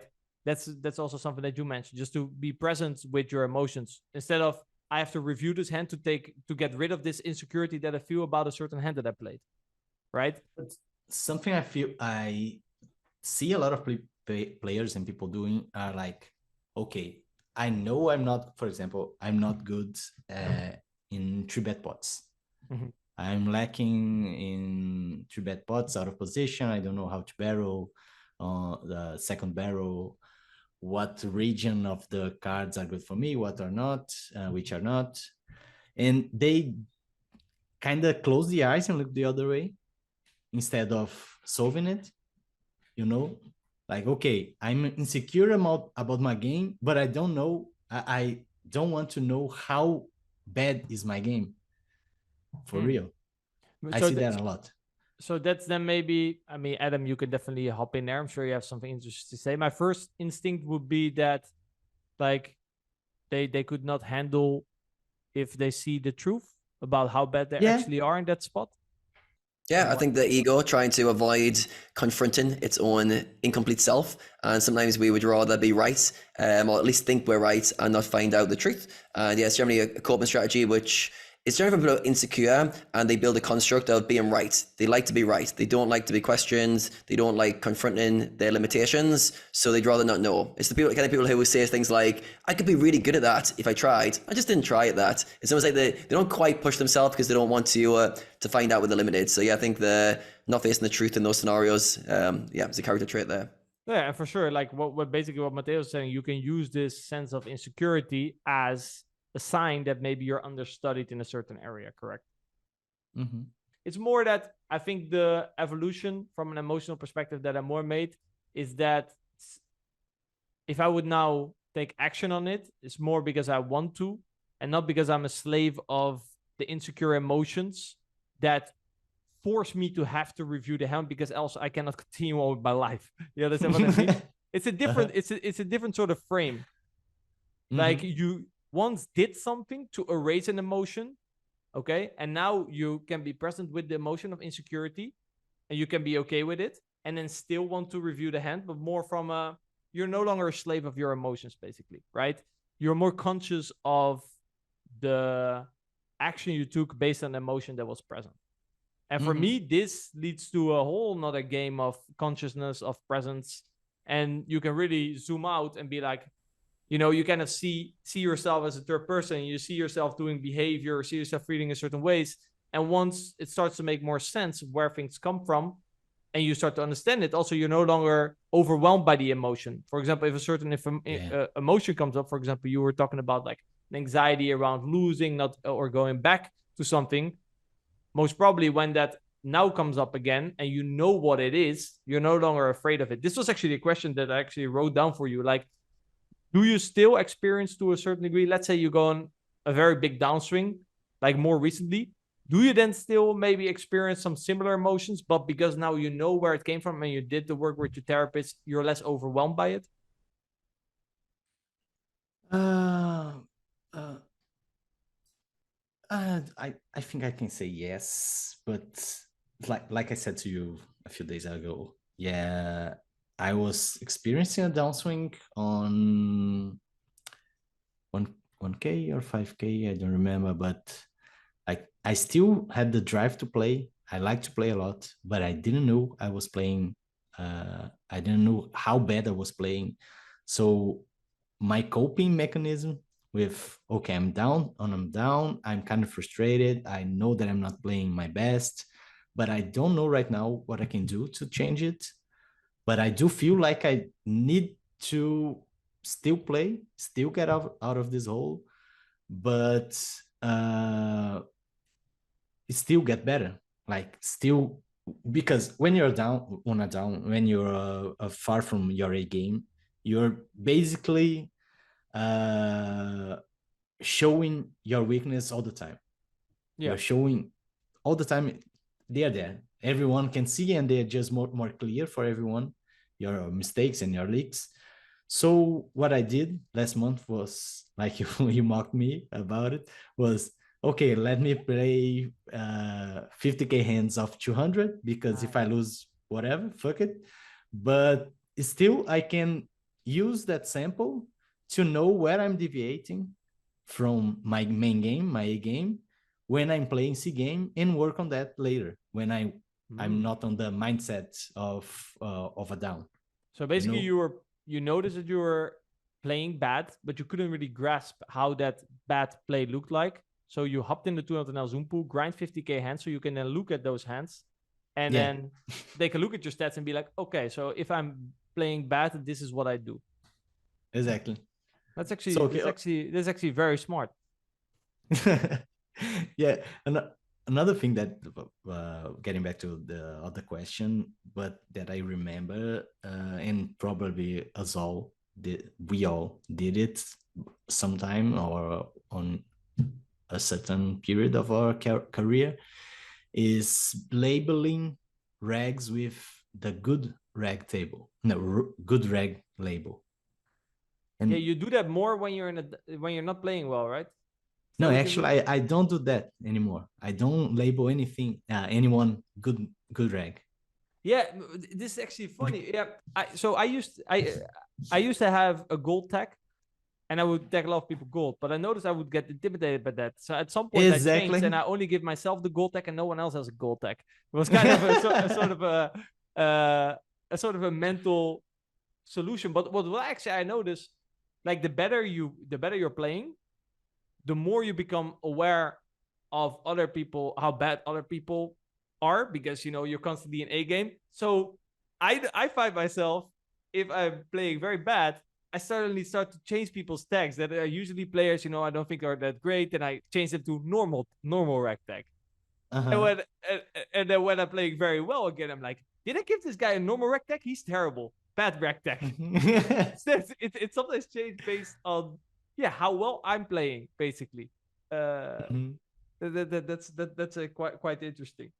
But for example, are there like some specific things? For example, I know for myself, when I become a bit more, I guess there's two things that I can see. I can become very pessimistic, and might give up a bluff because I don't see him folding. Basically, it's pure emotions. It's just like, this is not gonna work, and I might just give up a bluff that was actually a printing bluff spot, for example. And I notice I fall into a bit of a victim sort of mentality. I'm less capable of making strong folds with very strong hands, because I'm like, oh yeah, here we go again. I have a set. The motherfucker probably with the flush, but I'm not folding. It's like I almost, how would I describe this? Adam, help me out there. Like it's almost like I want the pain. I want to see the pain. Like, okay, I'm gonna call because I have a set, but I'm 100% sure you riff the flush. Whereas if you're in a not compromised state, I guess we could call it that way, you're just like, he has a flush. Oh, thanks, man. Easy fold, and you feel very happy about it. But when I'm in a bad state of mind, then I notice like I'm snap calling off, and it's like almost like I want to feel bad. Does that make sense? Or you can explain us now why, for poker players that can associate with this story, why this makes sense. Yeah, well, you get to feel good about being right. There's a weird feeling that, like, even though you're going to lose, but you, like, predict that, look how bad I'm going to run. It's the kind of guy who, like, gets off on being the guy who runs bad. I run bad all the time. See, look how bad I'm running. It reinforces that narrative, and they get to be almost like self-righteous in the fact that they're losing, they're suffering, and it almost like, yeah, it masks the pain. It almost like brings this kind of ego to the front, and it makes you feel smart about being right about it. And yeah, you hold on to that, and you don't care about the money. You care about the being right and being smart. And often a lot of poker players have a strong identity about being clever, about being smart. So you're like, yep, see, look how smart I am. He had it again. I give him all of my money, but he had it. So yeah, there's an element of the ego running riot there. This is like the classic Daniel Negreanu league that he used to always have. You know, when we grew up playing poker, it was always Daniel Negreanu always said, yeah, I knew it, and he always paid off. Standard. In all videos, if you look at YouTube, Daniel Negreanu always paid off. I don't know what he does, if he still does that up until today. Probably not. He has probably evolved.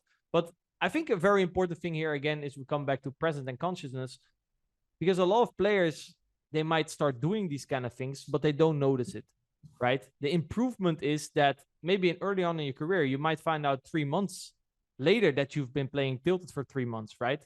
And the goal is to try to improve that. For example, actually, both scenarios that we just talked about, I played a session yesterday. And to be fair, going in, I was already like, I have to be careful here because I already feel like I'm not in a great state. Then fucking Sunny stacked me straight away with aces against kings. I was like, so this is how the session is going to be. You know, at least I gave the money to Sunny, you know, so that's not too bad. And then it was specifically against Sunny. Seriously, we played 8 hands. He won all 8 hands. And I was like, and then the 9th hand or the 8th hand, I don't know. It felt like 8 hands. Maybe it was 6. But then the 8th hand, there was a clear bluff spot. Before I already spewed off some money before that. It was the clearest bluff spot. And there was just like, I gave up. Purely because I just was like, yeah, this guy, he wins every hand against me. Like, there was no logic whatsoever. If you look at the logical points, it was like the clearest. You know how, like, in a solver, some bluffs are just there, so your value gets called, but there's other situations where bluffs actually make money. This was just clear. I don't know. If you look at it in a solver, I was making, 1, 2 BB with my bluff. It was the clearest bluff ever, and I gave it up. And immediately when I saw that, I was like, this is, I'm tilt. Or at least something went wrong. Unfortunately, I had to lose another stack where exactly that victim mentality came up, where I had, like, 2 pair. I knew the guy had a flush, but yeah. Exactly those points. Now, the difference is, I noticed it straight away after 1 session because I'm very conscious about the emotions that I'm feeling. So, and then I can now take from that, and I immediately noticed after that boost of motivation, right? There were a lot of things that were still on my to-do list for studying. Bam, straight away, quit my session early, back to the lab, right? So you can also then use that downswing as fuel and motivation. And this is, I think, the good thing, right? We talked about this before, like the good thing of a downswing. I actually had another question for you, Matheus, because you at some point mentioned like, I'm here now, and I don't longer have to cope with having to decide between the 2 bills I have to pay, so it's a free roll sort of from here mentality. Why did you have that mentality and not the mentality of I'm here now, I don't want to lose it? Right? Because you pushed through to like 1K. You said you started to battle everyone. It didn't really matter to you because, you already sort of made it, right? But why were you not afraid to lose it back? Because I can imagine a lot of players, they will stay stuck because they're like, oh, why? Now I don't have to choose between the 2 bills. I don't want to lose this. Why? Yeah, why? Like, what in your mentality?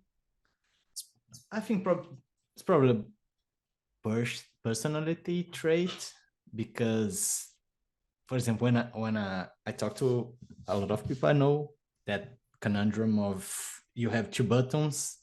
One, you win 100K 100% of the time, and the other one you win 1 million, but like 50% of the time. And people always play the 1 million, and I always play the 100, and I always play the 1 million. Because, okay, whatever, I have time, like I have a life to live, I have a lot of things to do. Why not to like kind of gamble because mathematically the 1 million button is the correct one, but people think, okay, no, I got to like guarantee my wins. I got to get, for example, it's like a lot of people that operates on the financial market. They want to win every time. What the fuck? How do you want to win every time? It's like impossible. The people, and they always get scammed with the ones making promises of 5% guarantee every month. And why? How do you think someone is guaranteeing you that? Because like, if no one else on the planet is doing that, like, they would not sell it. To be fair, this can also just be your Brazilian skepticism. I know Brazilians are very skeptic. Yeah, no, true. Like my wife, for example, she always when someone just does something nice, she's always like, These guys try to try to get something. Like, I'm naturally like very trustful. I'm like, oh, that's very nice. And I was like, what's this guy up to? Yeah, because I think it's more about my personality than anything else. I was curious, like going through this period, how did your association with taking risk change? Like in terms of how comfortable you were taking risks in the beginning compared to after you've experienced it? In the beginning, I was taking very high risks. My risk tolerance was very high. But once I experienced the down and this like dark period, I was very risk averse for a long time, probably 2 or 3 years. I just wanted to guarantee my, I don't know, 40 buy-ins a month of 100 NL, 200 NLs, something like that. But then the mentality of, okay, that my life is going to be dead for the next 10 years. No, I'm not satisfied with that. And then I was back to my risk averse version. And therapy helped a lot because a lot of the time there, a big period of time was about, okay, now that you get there where you at, you gotta go for more. Like, don't get stuck in the feeling of not getting back to where you at. Like, go ahead, go for more. What you have, nothing, for example, the reality is nothing is guaranteed. Even if you have money in your bank, the bank can go bankrupt and you lose everything. And okay, that's a like fictional numbers that are on a bank account that you can check, but it doesn't exist. What exists is like your health, your day-to-day, your concepts of good and bad, what you like, what you don't like. That's what exists. The other things you can go behind and go after if you want it and you have time and energy and health to go for them. I think that's my mindset right now. Yeah, no, that actually makes a lot of sense. Actually, I was thinking also about the buttons situation, about 100K and 1 million. So I guess it's not. Let's say, for example, you already have a comfortable life. The decision should be very easy, right? But let's say you live on the street. Oh, of course you get. Then probably the 100K is not a bad idea, right? Because like the consequence of losing the flip are too big. Whereas if you already have a comfortable life and basically 100K more or less is not gonna change much, right? Then probably 1 million could make a change. So I guess I guess to correct this also kind of depends on it depends on your situation. For sure. Like your context, where you at in life, and having room to make a mistake. I think that's very important. Yeah, because if you don't have that, you're living on the streets, you don't have room to make mistakes. Bankroll management right there. Yeah. The risk of going back to basically your rise, because you're playing Hunter now, and then 4 years later, we are here where we are today. You're playing some of the highest online games that are available. you already mentioned, I think throughout a couple of times, you joined BTS, BluffTheSpot. Shout out to Mr. Shoutout. I was curious, they probably had a very big impact, you already mentioned, in terms of your mentality. From a technical perspective, what were like some of the aha moments or breakthroughs that you had that really helped you evolve your game? There or like yeah, there. So let's start there, because I'm also in general you've been seeking coaches, but then we can get into that later. I don't believe much in aha moments. I think everything, like maybe something you learned 3 years ago just clicks now. Then when you learn something new that connects with that knowledge, what was something that clicked for you then? Was yeah, maybe also it's something like you maybe thought about, but were maybe so insecure about, and you needed, for example, that confirmation of that coach, and therefore you could really grasp it, click it. That's possible to make it. Like a lot of guys joined playing an L50 or 100 and ended up on 1K. So that's shift the mentality, because okay, it's possible to in 1 year time frame to get as high as this. And I think probably I don't know. Okay, I remember one lesson from Walter that he was saying like, okay, this frequency or this size or this shit here in the solver, it doesn't matter in reality. Like these are numbers, and this is just going to play are going just to give you the output of this calculation that you're putting in the solver. But in reality is something very different. So if in reality is different, your job is like to seek out and find how different is that and what you're going to do about it. I think something like that. I heard a mix of Charlie Carroll and Mr. Shoutout. Charlie Carroll said, what's your opponent's range and what you're going to do about it? So that's kind of how you end it. But hey, we can give shout outs here. But that's very true. How did your experience, let's say you had that lesson and afterwards you went to the tables, how did your experience of playing poker change? Like there was a certain mindset shift now. It's like, oh, wow. So actually what I'm supposed to do is kind of dependent on the inputs, right? That's kind of the main lesson, I guess, right? There's certain outputs they show you here, but yeah, in reality, the range might be different. The way he reacts might be different. Yeah, it feels lighter, like to play, because you don't have the pressure to click the right button, for example. Yeah, because the right button, there is no right button. So I mean, there is a right button, but there is no right button. Yeah. I get what you mean. I hope the listeners also get what you mean. So it feels free, like you feel free to play. Okay, I guess play. It's you're also being, I think your intuition is probably free.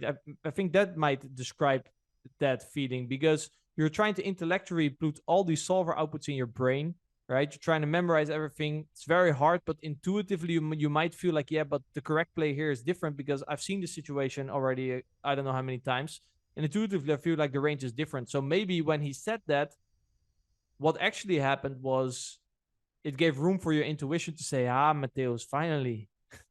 You finally learned to trust me. I've been trying to tell you that fucking the range that you're facing here is not the range in the solver.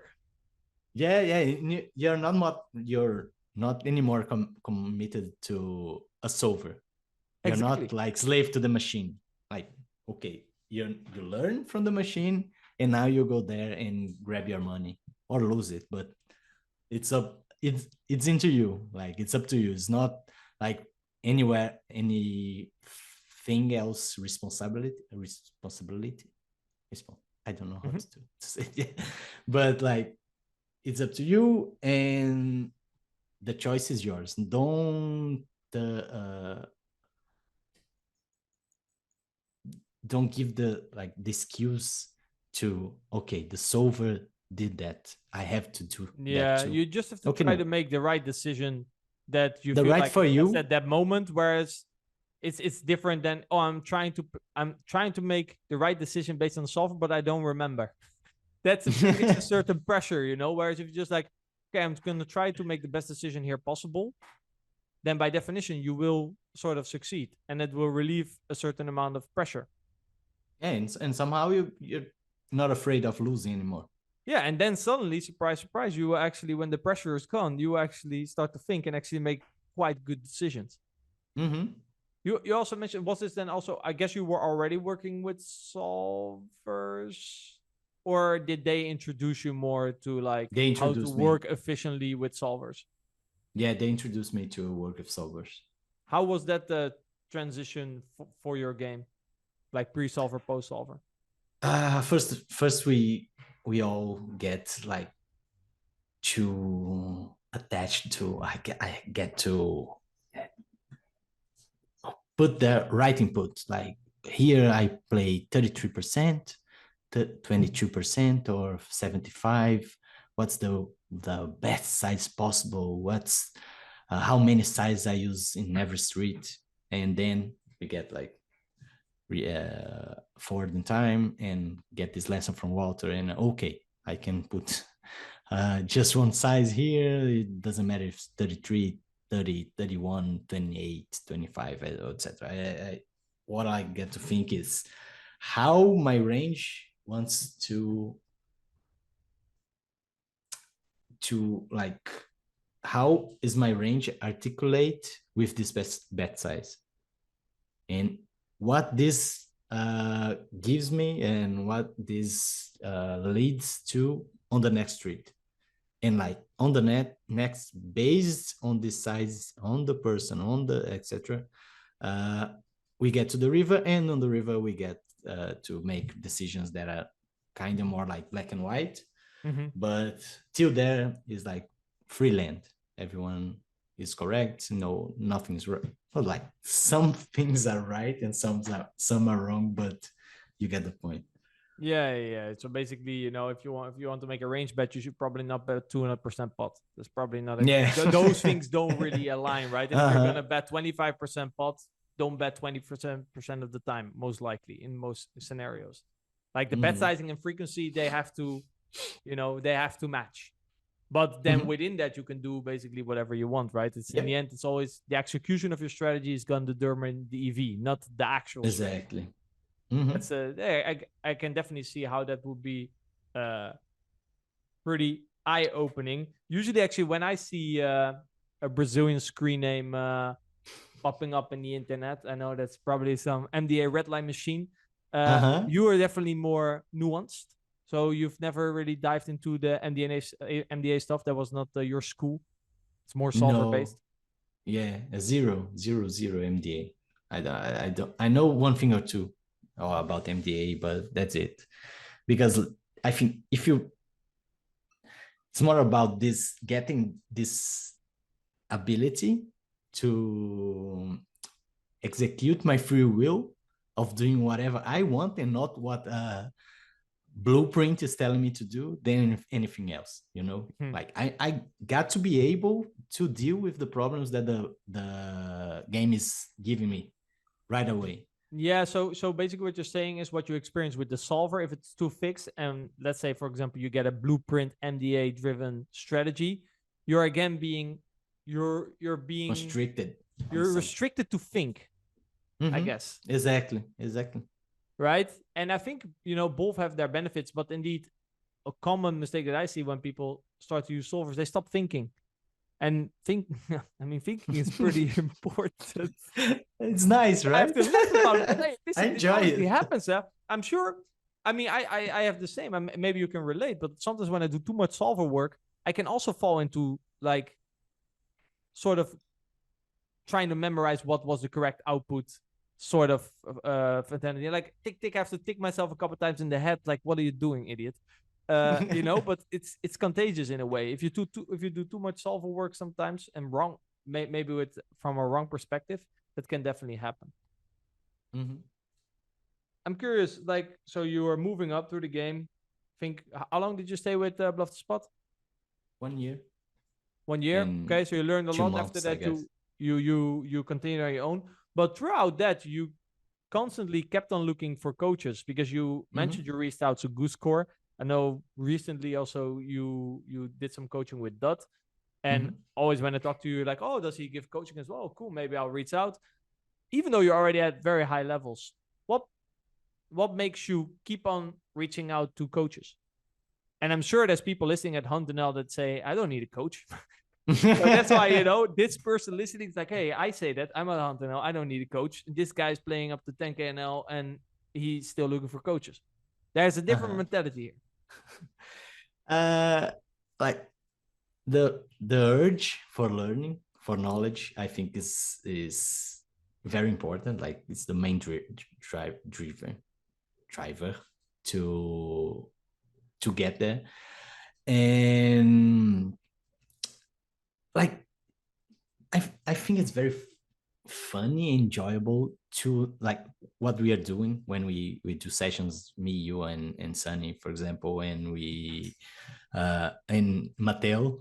That thing's very different from us all, I guess.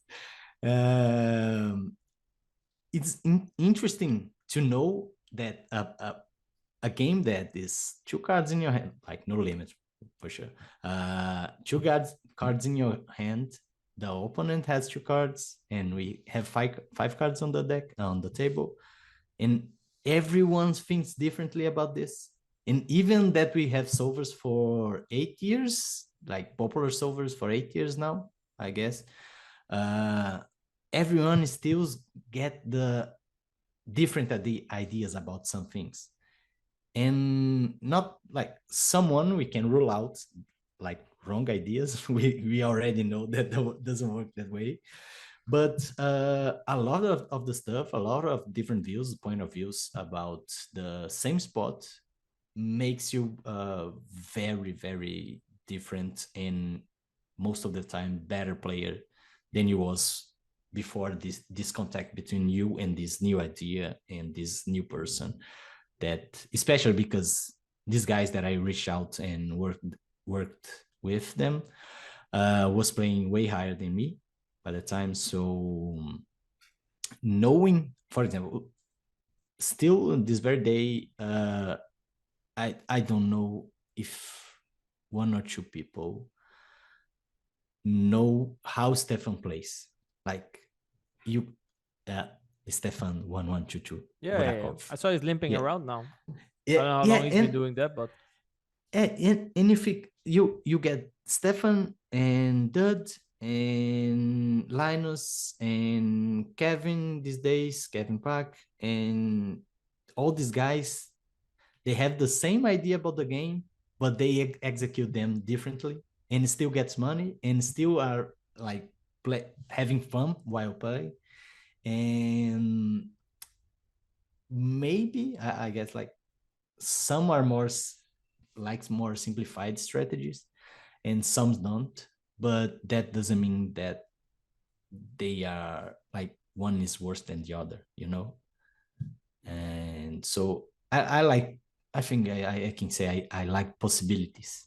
Like the more possibilities I have to in my mind and in my hand to choose from, I think it's better, because then you can rely on what you know. And for example, if online poker dies for whatever reason, we still have live poker. And on live poker these days, some guys still use GTO solvers on the table. I think this we have this happening these days. But if we knew that, like we walked on a bike, like we riding on a bike, and no one can take it from us, so if you know, and you know a lot, and you know a lot of different possibilities of making the same thing, it's up to you to pick the best one for the moment that you are in and go with it. Yeah, I think it's also understanding that you just have a perspective of the game that works for you, but that there's multiple perspectives to the game that can work, right? And that by maybe having a perspective of someone else, especially if you reach out to coach who play higher or successful, you pay to get sort of guarantee that they will probably give you a new perspective, right? But obviously to a certain degree, if you just team up with other guys that maybe play the same stake, they will also share different perspectives about certain situations. I'm sure some are better and some are going to be worse, and that's how you kind of learn from each other. I was curious, like you went from Huntenel to 10K in like around 4 years. Can you take us through like a day or week in the life of Matheus?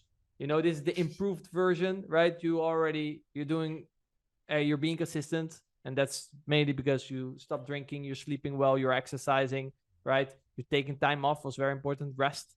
How does, like, you mentioned routines a lot. I heard you say the word routines. What were like some of the routines that you instilled? So how did like a day of the life of Matheus look like? You mentioned you had certain study routines. Can you take us through like a day or week in the life of Matheus back then? My wife, I joke about it with my wife a lot. Is she asked me, "How was your day?" And I say, "Oh, today was very different. I studied, I worked, and that's it." And she, "What the fuck? Every day?" But my work was that I did some meetings, I didn't say okay or whatever. And okay, but to summarize, what I do is wake up, walk out the dogs, take breakfast, study for 1 or 2 hours, then I go grind. Then I take some time off, probably 3 hours, 4 hours, around 12 and 4 o'clock on the evening. On this time, I do some house stuff, run some errands, go to the gym, etc. And then I come back and work until the game's broke or till I feel like working. So probably it's 6 hours, 5 or 6 hours of play on a regular day. And on the days that I'm kind of off balance, I grind around 10 hours, some like divided in 2 sessions of 4 hours or 6 hours. And the rest is the same. Like study in the morning and play the rest of the day, study in the morning, play the rest of the day. And on the weekends, I try not to think about poker at all, but we end up thinking about it. We can help ourselves.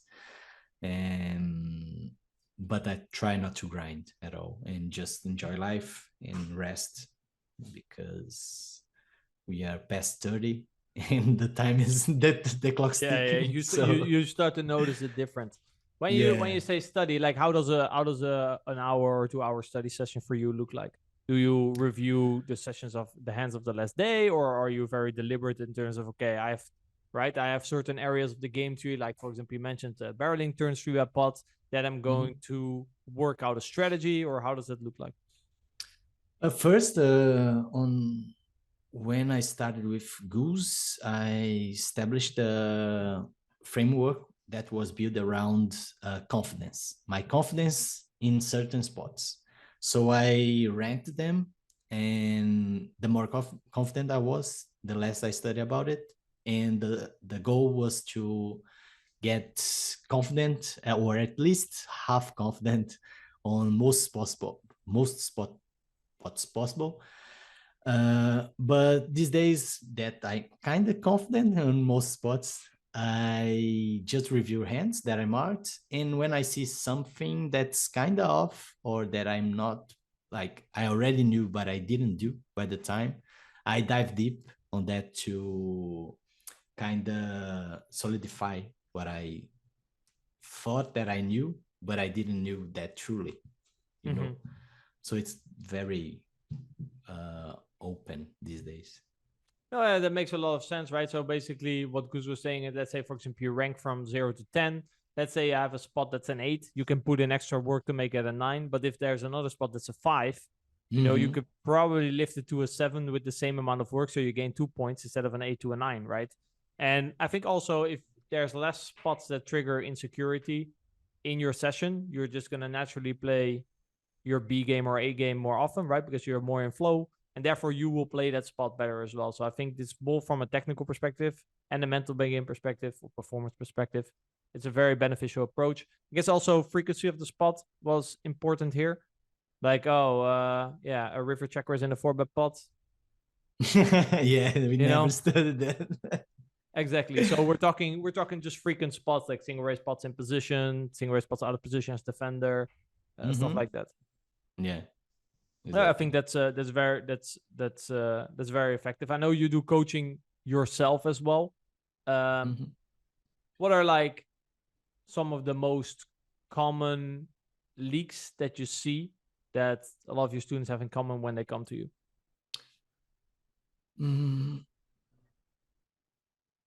Leveling themselves. Like, this guy is playing one limit above me, so he's better than me. Well, stop that, please, because you're just going to project in him that he do everything right, then you're doing something wrong. So you're already losing when you're thinking like that. The other leak is trying to overcomplicate things.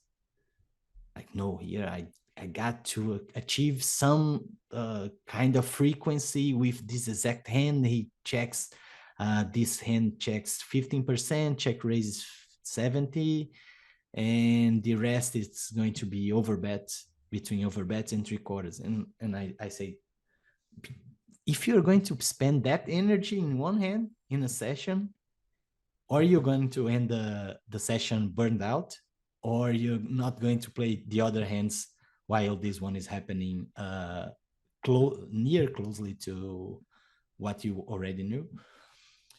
And the other is trying to, but that's my case of the people reaching out for me, is trying to get shortcuts and follow blueprints. Like, what is the blueprint for this exact line? And I said, if you ask me that, I say, I don't know. I really don't know. I don't have any idea. But yeah, I do. Yeah, it's also because the question is asked too wrong. broad. It's like, do people bluff the river at Huntanel? Yeah, what kind of question? You understand? Yeah, there's a problem with the question. Like, it's more nuanced than this, right? Yeah, just check bet line, small size, they bluff enough, and what the fuck? I don't know. Knowing that answer, if I give you the answer, it's going to help your game, for real. Are you sure? Like, but I mean, it's funny. So this is what, like, a lot of the blueprint type of coaching is built around, right? It satisfies the need of the customers because people want shortcuts. People want poker to be easy. I always say, listen, let's start off. Poker is not easy, okay? Obviously, you can make it more complicated than needed, but it's not easy. And I usually try, with my coaching, I try to focus more on, let's say, for example, you have the blueprint, okay? And they show certain outcomes that certain lines are underbluffed, certain lines are overbluffed. I think it's way more interesting to see what went wrong for that to happen and what can we learn from that, so you can estimate situations. And if you know that, for example, Villain's bluff allowance here is very low, that means he has a lot of air, he's not allowed to bluff a lot, and another spot it's vice versa, and that leads to a spot being overbluffed or underbluffed, then you can ask yourself in the situation, instead of what did the blueprint say, you can ask, what is his bluff allowance here? And based on that, will it be likely that my opponent will overbluff or underbluff? And then it's you will come to the same conclusion, but one is why-based and the other one is what-based. The what-based is the blueprint, the right-based is the concept behind the leak, right? And that's I think also what you're saying. It gives you a better framework to think, and you can estimate better situations. You're not restricted in, I have to follow the blueprint. Exactly. And when I work with go ahead. Okay. When I work with Dudd, a lot of the times I was asking him about, okay, this frequency on my game, right? On the turn I'm barreling a lot, for example. And he said, okay, no,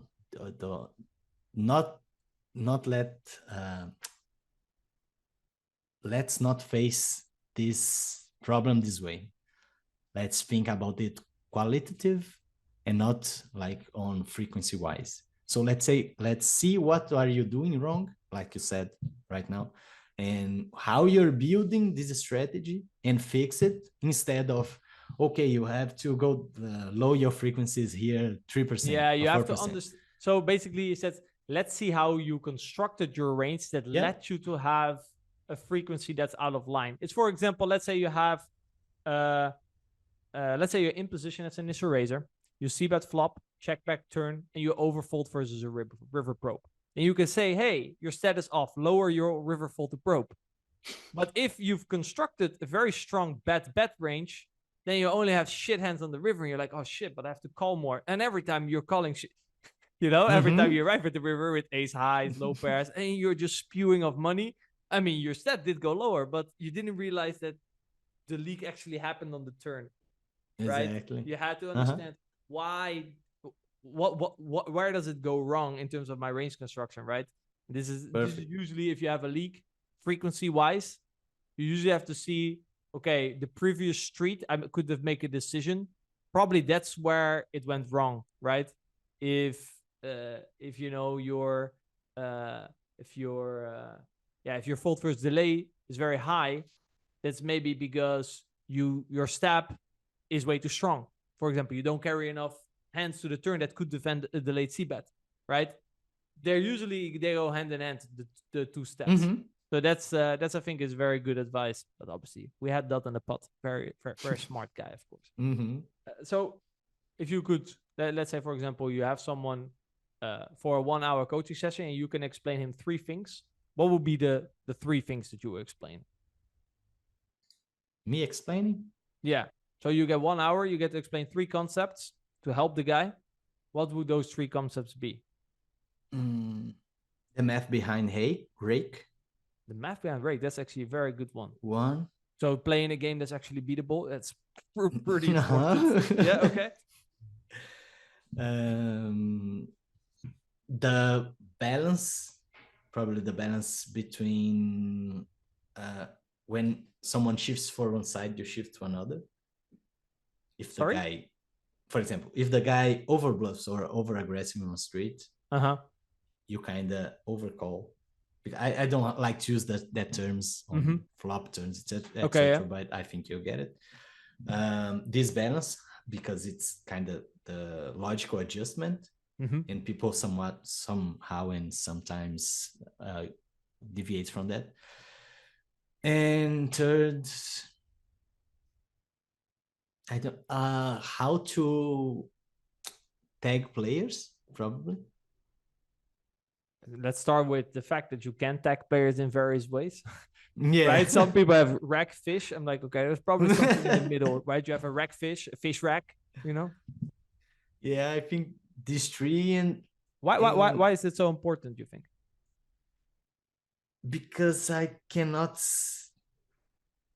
in 1.5 hours, I cannot teach him how to use a solver, because if I had to teach just one thing, I would teach how to use a solver. But these other 3 things, if he can like wrap his head around the logical behind it, the logic behind it, he kind of can win in the games, right? Yeah, so because he will know how to adjust. He knows when and where he can win, and how this adjusts works. Actually, this is actually a very good coaching session. So first you tell him you play it actually beatable. Then you start to tag regs in different ways. And basically, based on certain tags, you will overcall or overfold. Correct? Yeah, because like that's kind of rule of thumb. Nice. This is an excellent coaching session. Hi guys, Rene aka the Wacko here with a quick Mechanics of Poker 2.0 announcement. In our program, you will get access to 80 plus hours of content in which we will explain you all aspects needed in order to become a more successful poker player. Now, one of these, of course, is the technical aspect of the game, in which I'll be explaining you all the mechanics behind poker strategies. We'll be talking about GTO, exploitative play, with an extra focus on the why behind certain strategies and why the population has certain leaks. And to increase your win rate even further, we've recently added a river bluff and bluff catching section so you can increase your EV when those pots become very big. Our mindset and performance coach Adam Carmichael, he took care of the mental game and performance section of this program, in which he will teach you everything you need to know in order to break through limiting beliefs, better handle your emotions, break free from tilt, and play your A game more consistently. And last but not least, we've added the management and optimization section in the program, in which we will give you various tips and tricks to make it more likely for your poker career to succeed, and how to continuously improve as a poker player. Now, on top of that, this concept is continuously evolving based on feedback and suggestions we get from our community. Next to all this content, you will have access to our exclusive Discord community, monthly live Q&A calls, and one-on-one coaching session in which we are going to be reviewing if you have been implementing the stuff that we teach you in the mechanics of poker correctly. So do you think you have what it takes to master the mechanics of poker? Go over to mechanicsofpoker.com and maybe you will get a chance to work with me and Adam and make more progress in your poker career. But for now, without further ado, let's get back into more goodness in today's episode. Adam, in your tagging career, have you tagged according to Matheus's philosophy? Yeah, I wouldn't tag many people good, and I think the psychology behind that's very strong. Like, why tag a player good or better than you? It's just going to create a mindset block that they've got a good strategy, and like Matheus said, you're going to project things onto them.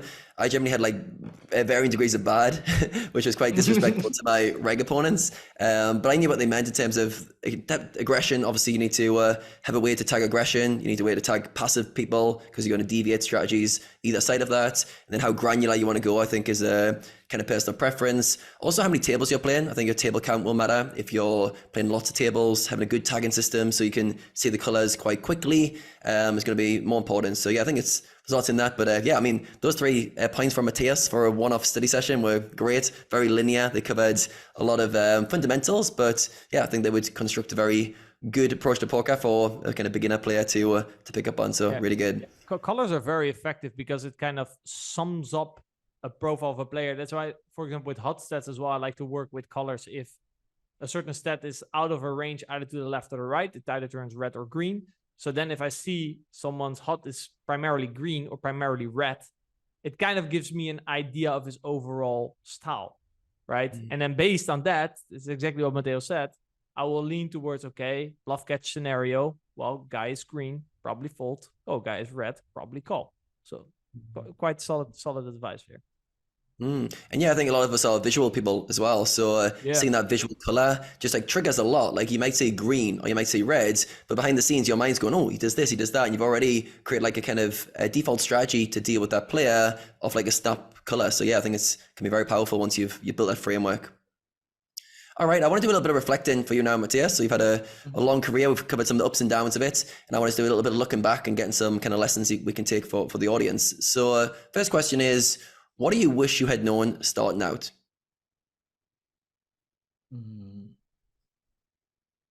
Like Renes said, poker is not easy. It's not easy.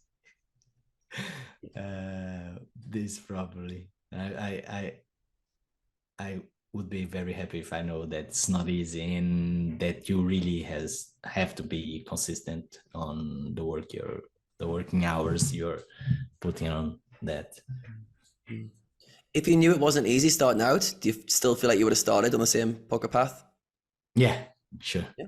100%. Yeah, because I think often we do start off on pursuits and we're naive because we don't know what it involves, whether it's poker, whether it's something else. But sometimes that naivety can get us going, because if we knew this is a 10-year slog to get up that mountain, we might be like, I'm going to do something easier because this is hard. So sometimes it can get us started, but it sounds like your personality, you would have ran straight into the challenge and it wouldn't have held you back at all. Next question is, what do you think has been the greatest contributor to your success? We mentioned consistency, so you can't use consistency as an answer. What else has been a great contributor to your success as a poker player?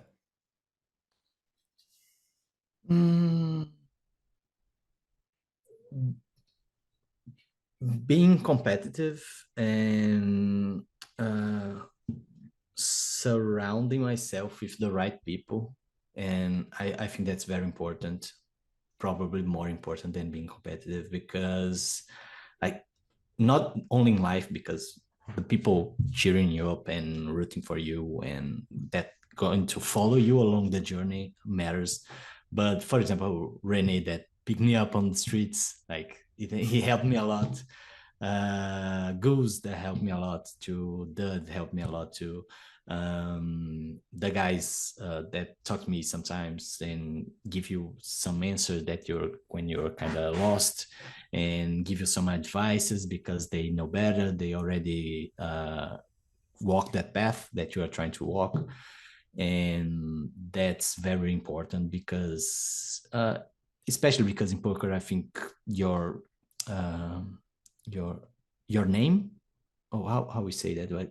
It's very important. Being respectful, being someone that is reliable is very important, especially because that's all we have, right? I never met you, I never met Rene in real life, but if we trust each other, we can do whatever we want, right?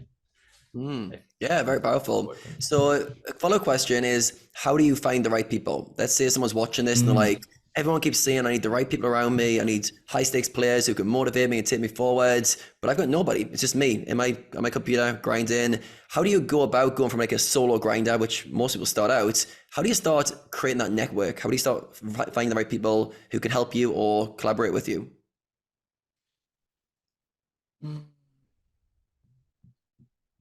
I think probably the people giving you the right questions are more important than the ones that are trying to sell you the easy answers.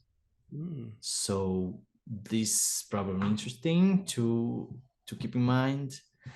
And the ones that are not like they're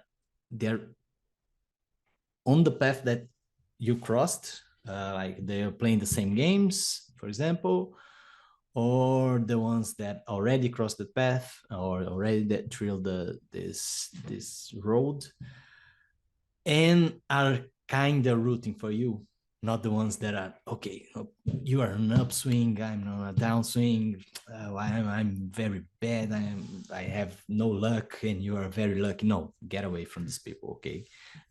Be with the ones that are thinking alike. I think that's very important.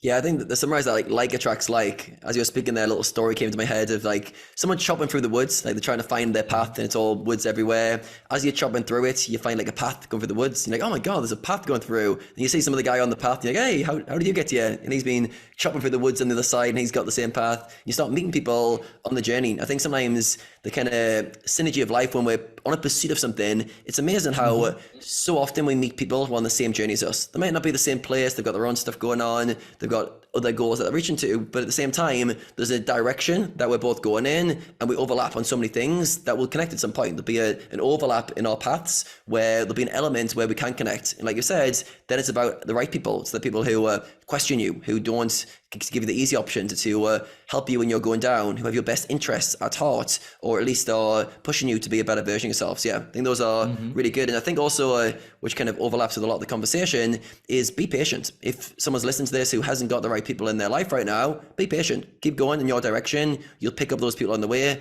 Be mindful, be present, look out for the right people at the right times. But yeah, I think if you're on the journey long enough, you will over time attract the people who you need to. All right, next question is, what's the one thing that poker has taught you that you didn't expect starting out? A grasp of what variance is and what luck is. Oh, Because did you learn that one the hard way? and the easy too, like on both, because it works both ways. But on a day-to-day life, on a regular life, let's put it like that, people like overestimates their like they overestimate how powerful they are controlling their lives. And when you get to poker, you get 100% sure that the only thing you can do is doing the right thing, because the outcome you never know. Like you can do the same thing. It's 100 solver approved, it's 100 real life approved, and you can lose 100 times straight and it's still going to be the right thing. And if you don't have that in your mind and you don't know how that works, you're going to doubt yourself and be in a very bad place of mind, like very often. Yeah, I think poker is like a crash course in probabilities and dealing with uncertainty. It's almost like getting a degree in real life experience, not on paper. It's like you live that. This is what probability feels like in the body. I think all of us getting into poker have probably been shocked at some point at how wild variance can go. Like when you're playing great, you're making correct decisions, how much variance can go against you. And I'm sure we've all run calculations on, is this real? Like, how extreme can variance go? Am I an outlier? Because probabilities in real time, in real life, do play out like really skewed. And yeah, I think understanding those from both a logical level, but even more importantly, on an emotional level, because there's a lot of people who understand variance by looking at a calculator, but when they experience it, they go through it for a tough time, their emotions get dragged around. So I think both of those kind of go hand in hand, deal with uncertainty from an emotional level and also from a logical level to kind of keep you kind of in a centered place. Mm-hmm. All right, next question is, what mindset shifts have been pivotal in your transition from low stakes to high stakes? In particular, the second transition. So not the first 2 years when you crash back down, when you've been able to sustain yourself at high stakes. What have been some of the mindset shifts you've had to make? Every little thing matters, and rest is overpowered. Like rest, to perform in a high level, you gotta be rested. Like that's it. And people just they don't. Most of them don't. And especially as older we get, as the more we get the grasp of how it works in your body and how we are still humans, right? We are still somewhat intelligent monkeys that could go to Earth and wear clothes, but it's very important to respect our natural bodies and what your bodies and your minds are telling us to do, because they give us the signs, and somehow we just ignore them. Mm-hmm. Yeah, I think that's true, but we ignore them because we shut them off or we're not paying attention. And I heard a quote, like, if we don't hear don't listen to the whispers, we're forced to hear the screams. Like the body's always giving you those kind of noises of warning sign. But if you don't listen to that, at some point your health will deteriorate, you'll burn out, you'll end up in a position where, whoa, how did I get here? So a follow up with that is, what do you do to prioritize recovery? Let's say we've had the realization recovery really matters. What are 2 or 3 things you do on a regular basis to make sure you get enough recovery?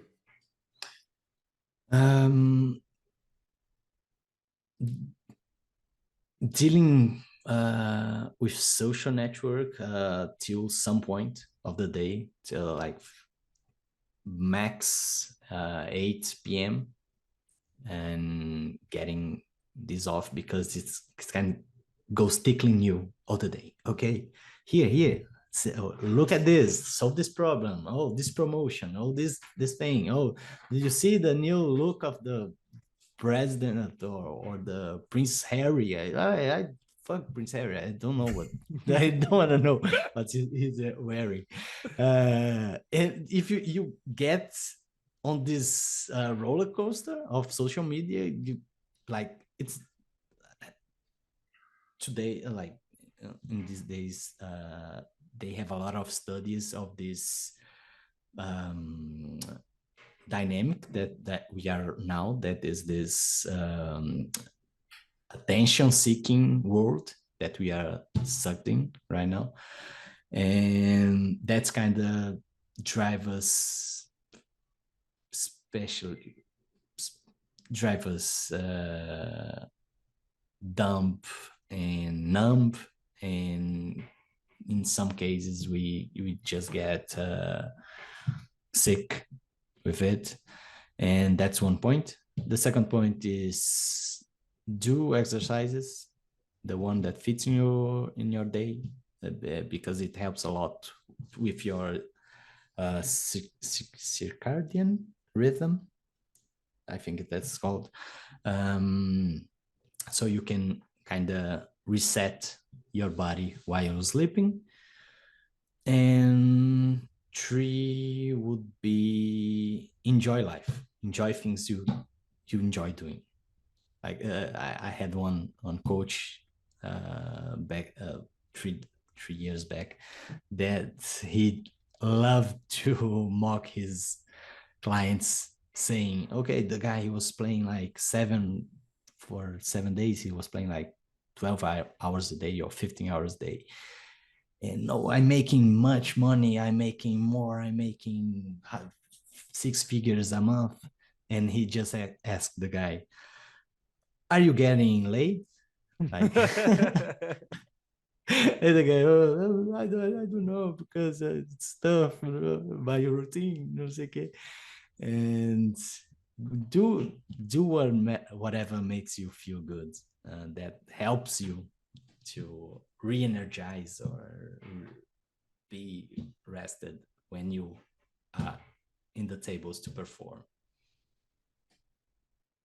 Yeah, great advice. And yeah, I think that it varies for all of us, like what things we do to have fun. Generally, it's getting away from our devices, it's being with other people, it's doing something for its own purpose, whatever that is for you, whether it's just hanging with friends or it's reading a book or meditating, but it's generally something that isn't work related or goal orientated. Generally for me personally as well, that's the things that energize me. And then yeah, I think exercise is an underrated tool for everyone. Like we were built to move, our bodies are not meant to be sat at computers all day. I think poker players, especially the high volume grinders, I think you probably fall in that category, can definitely go into periods of time where you just don't move enough, you don't move your body, and before you know it, it leads to burnout, health problems come, and you just don't feel your best self, which is never a good experience. Then you mentioned also being off social media and yeah, creating some space where you're not in that kind of rabbit hole of consuming information, which again, poker players are very prone to overconsumption of ideas, knowledge, but also of social media as well to, again, escape those problems that you're having. But the quick dopamine hit is so addictive, especially when you're tired and you're late in your day. Just grab your device and spend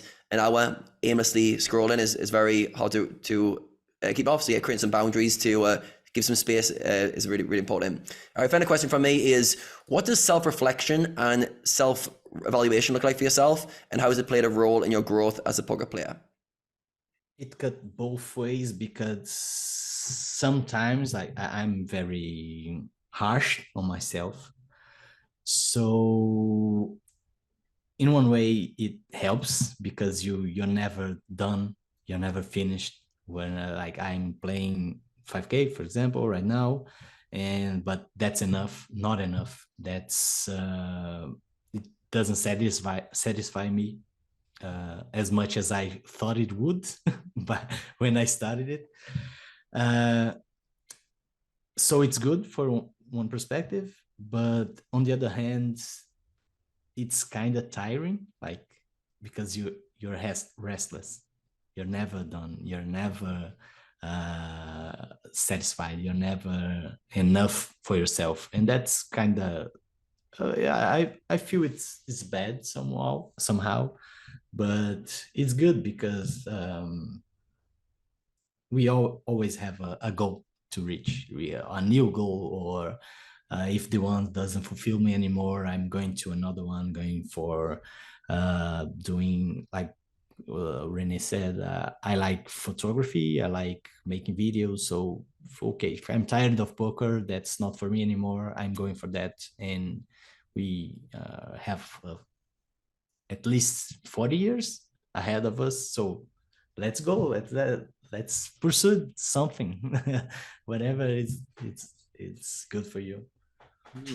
Yes, it sounds like it played two roles, your self-reflection. One is like to seek goals and what's next and how to get better. But if you push that to its extreme, it can lead to like a hollow feeling of, I'm never enough. I'm never going to have what I want. And every time I get a goal, it feels less than what I thought it was going to. And the next goal appears and it's always in motion. But it sounded like you had a nice balance for that, where you also realized, oh, wait a second, maybe I need to just stop doing work right now, go make some movies or videos that you'd like to make, or do something you enjoy. I think getting that balance and self-reflection can be from both angles. It can tell us when we're out of balance. It can tell us when we need to push harder. It's almost like checking in. How do I check in with myself and keep track? And I think it's amazing like how many people don't reflect. They don't check in with, are you doing the things you want to in your life? And is your life going in the direction that you want it to? If not, you can change it. So yeah, I think it sounds like you've got some good checks in place to make sure you're on the right path.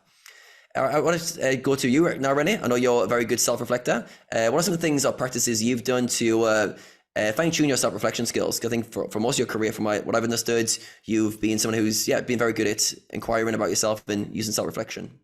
Journaling, big one. I think that's immediately the one that stands out. I go on and off with journaling.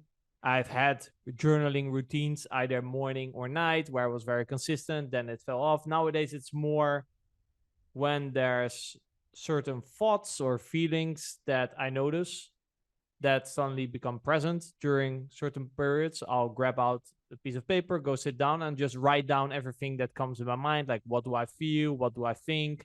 And try to kind of connect the dots. I think sort of what Matheus said about therapy, the fact that you put it out there. I have the same when you write it on paper. Also, it becomes more organized, right? If there's a lot of stuff going on in your mind with emotions, thoughts, and if you write them down, it's like, so that's how it looks like. It gives you like a certain sense of peace. And in terms of like, if we talk a bit more like poker performance related, there's obviously a lot of metrics that you can check to see, let's say if you actually played the amount of hands that you said that you were going to play, if you did the amount of study hours, but also from a statistical perspective, I think it's always good to, on a very frequent basis, at least to kind of take a look at your hot stats to see if not certain leaks fall in that you've become unaware of, right? Let's say, for example, you only do the check-in once a year. You might, at the end of the year, came to the conclusion, oh, actually, I was leaking in this area. Whereas if you would have looked at that after 3 months, you could have already corrected it, right? So I'm a very big one on that. Basically, also after sessions, I usually evaluate myself on certain points that at the moment for me are important. So yeah, that's kind of the main reflection word that comes up. I had a question for you actually, Adam, because Matheus pointed out, and I've heard this throughout many podcasts about being competitive, right? I think that's something that Matheus pointed out. How does someone become more competitive? Because I feel like being competitive is a bit more installed within you, but I know you are usually of the believer that, you can cultivate anything. Is it more, or at least in how I thought about that, and you can correct me if I'm wrong, is it then more changing your relationship to competitiveness? That's the solution?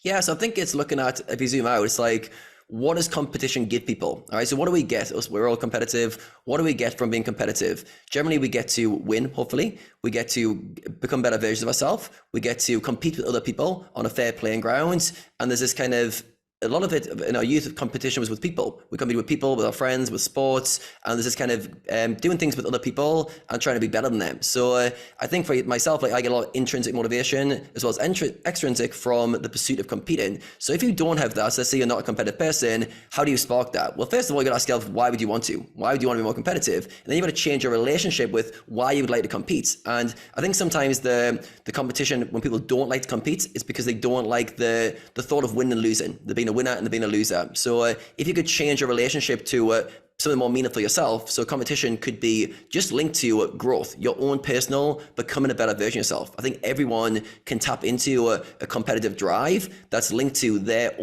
themselves, becoming a better version of themselves over time. So yeah, I think it's exactly what you said. It's the relationship with what you're doing, and then create an element of competition, either with yourself or the people, to spark more growth and improvements on that pursuit. And then mainly your relationship with losing, because winning no one has a problem with, right? Yeah. Everyone likes winning. It's more the other side of the coin that they're like, yeah, maybe I should, maybe I should keep my competitive. I mean, why would you want to? It seems to be a theme throughout everyone that we have on. I think we've had I don't think we've had anyone on that was not competitive, literally. You know, it's always sort of pre-selection, right? That people get into poker naturally are more competitive. But just out of curiosity, you know, for people that are listening that are like, I should become more competitive. And I was thinking about, how do you actually become more competitive? But your answer, I think, gives more tangible things for people to work on. So thank you for that. Getting more into present day and wrapping up the pod, Matheus, going forward, what are some of your goals in poker? What's currently driving you to keep pursuing those? Helping other people. Always helping other people. Yeah, actually, that's also, is that one of the reasons why you also went into coaching? And building a higher bankroll to play higher again, like 20k, 40k again.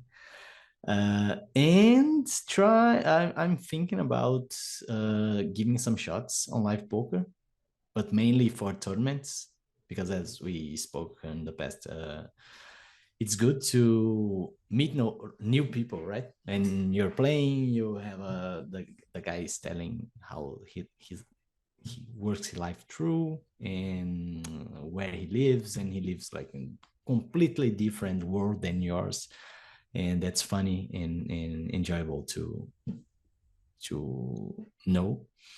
Yeah, you get to know more the people behind the player, right? Whereas online, it's just the player. Hey, online is just a player, and in live, there's a lot of money to be gained on live poker too. So it's I think it's the same game, but a new perspective and a new thing to work again in my strategies, because we should always, right?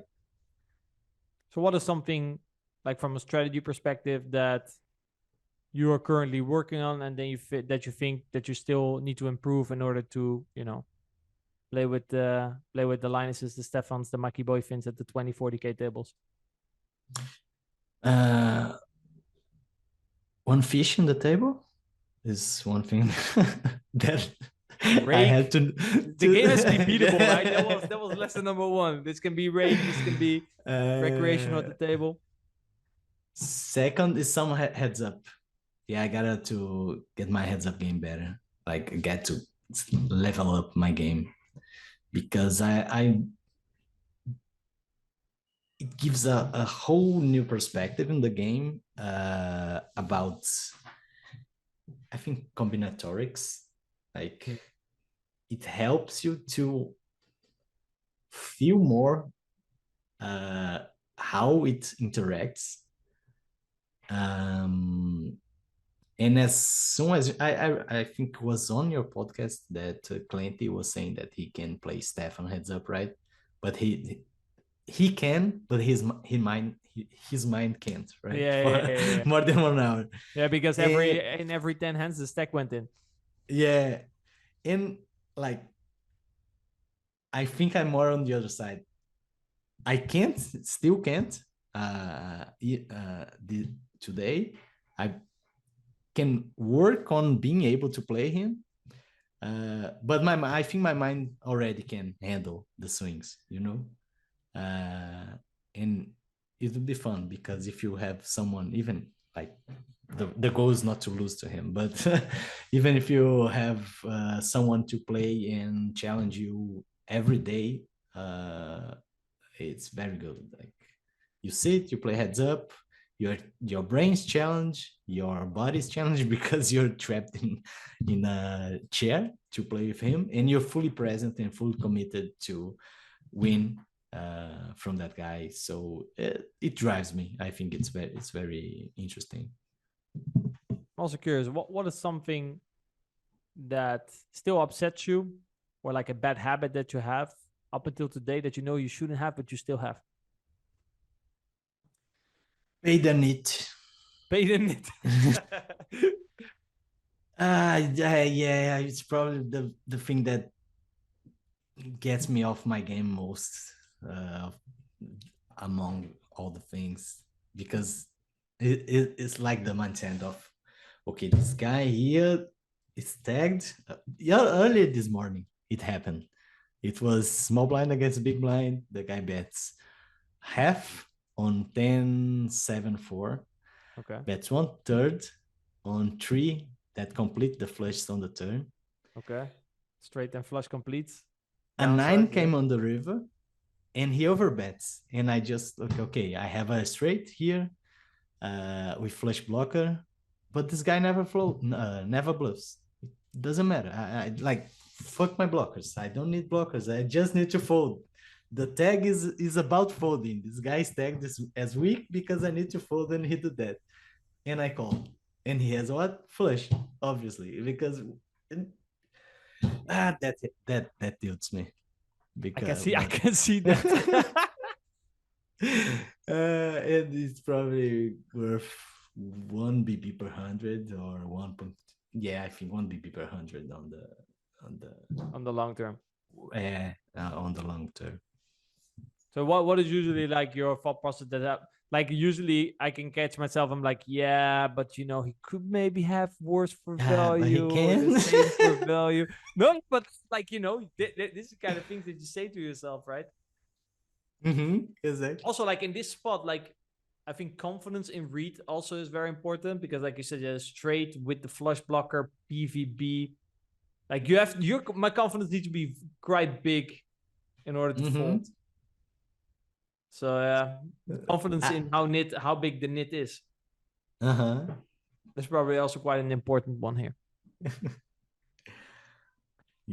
Also curious. I don't think. I mean, you've talked a lot about like the end goal, right? The end goal in life is to be happy, I guess, right? And to enjoy our life. To be. So, what is your definition of success? Doing the things you enjoy the most of the time you're able to. Yeah. Because, for example, I have one coach in the gym, but not my coach, but that works in the gym. And every Thursday, every Thursday, he says, in Brazilian, we say sextou. That it's, the weekend is started. And every Thursday he says sextou because he doesn't work Friday, Saturday, nor Sunday. So the guy has work to do. If he wanted, he would work on other gyms and doing other classes, etc. But he wants to nap on the evening. He wants to watch movies in the morning of Friday. I don't know. He likes to walk his dogs and he likes to do nothing because do nothing is good too. And this guy reached success. That is his plan of success. That's a very good one. He seems satisfied. Yeah, be satisfied. That's a very, very interesting, you know, especially probably a lot of the type of people that will tune into the podcast and have been listening to us rambling, and probably us three included as well. Satisfied, never satisfied, basically, right? That's like kind of, I would almost have the opposite motto, never satisfied, always continue working. But in the end, for what? I heard this good quote. I heard someone talk about this. They say, yeah, you know, we invest, like, especially early on in your career, you invest all this time, you know, to make money. And then you become older. Then you spend all your money to get your time back. So it's a very interesting paradox, right? Yeah, when you ask, I responded. The answer was doing. And for some people, not doing are the success. Like, no, I just do things 3 days a week, for example. And for someone, it's going to be success. I'm probably more on the side of doing, but not that always have to correlate with doing some work, but doing things I like to do. Things. Yeah, but it's always good, you know, to not lose sight of the end goal. That's also actually why I think this question is always very powerful. To finish it up, what would you like the main takeaway to be for the audience that they get from the conversation we had with you today? That is possible to achieve a lot if you put in the right work and the right amount of hours in the right direction. But that doesn't necessarily mean that you're going to achieve it.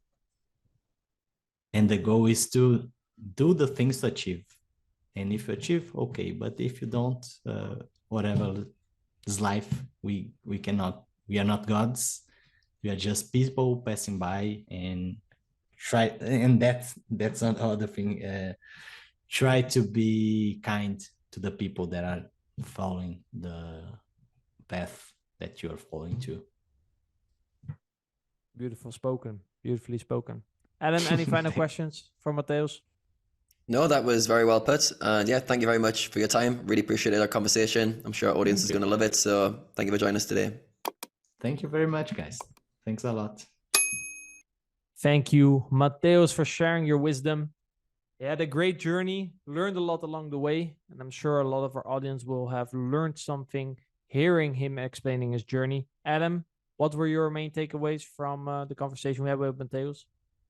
Yeah, great conversation. I wrote a lot of notes down for myself. And the first thing that came to mind was this notion of presence. And he mentioned feel in the moment, which I thought was a really powerful phrase that I'll go away from this conversation with. Being in the moment and basically allowing yourself to experience everything that comes up. And as he talked about early in his career, he struggled with this a lot. Like for 2 to 4 years of his career, he was having troubles because he was running from his problems. He was grinding like crazy hours, but he wasn't present. He wasn't in the moment. He was doing things to get him out of his feelings, get him away from his fears, but he wasn't feeling the moment. I think it's a very brave thing to be able to do as a sport player, live and embody the ups and downs, and to be fully present. And obviously we're human, we don't live in that state fully unless we've done a few decades of meditation, but generally trying to feel the moment as much as possible, I think is a really good lesson.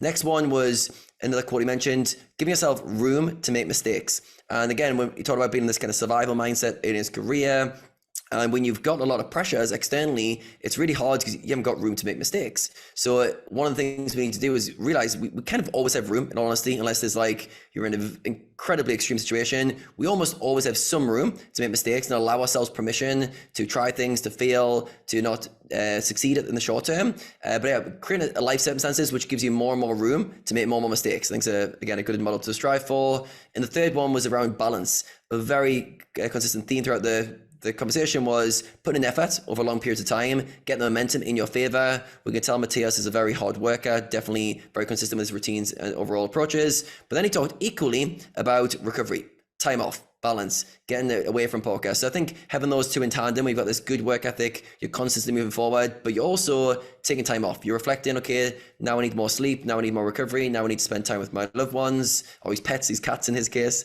So yeah, really, really good. I think he's got an all-round, very nice life view. I really liked his overall philosophies around life, seemed really, really spot on. So yeah, really enjoyed the conversation. How about yourself, Rene? What were some of the main things you wrote down?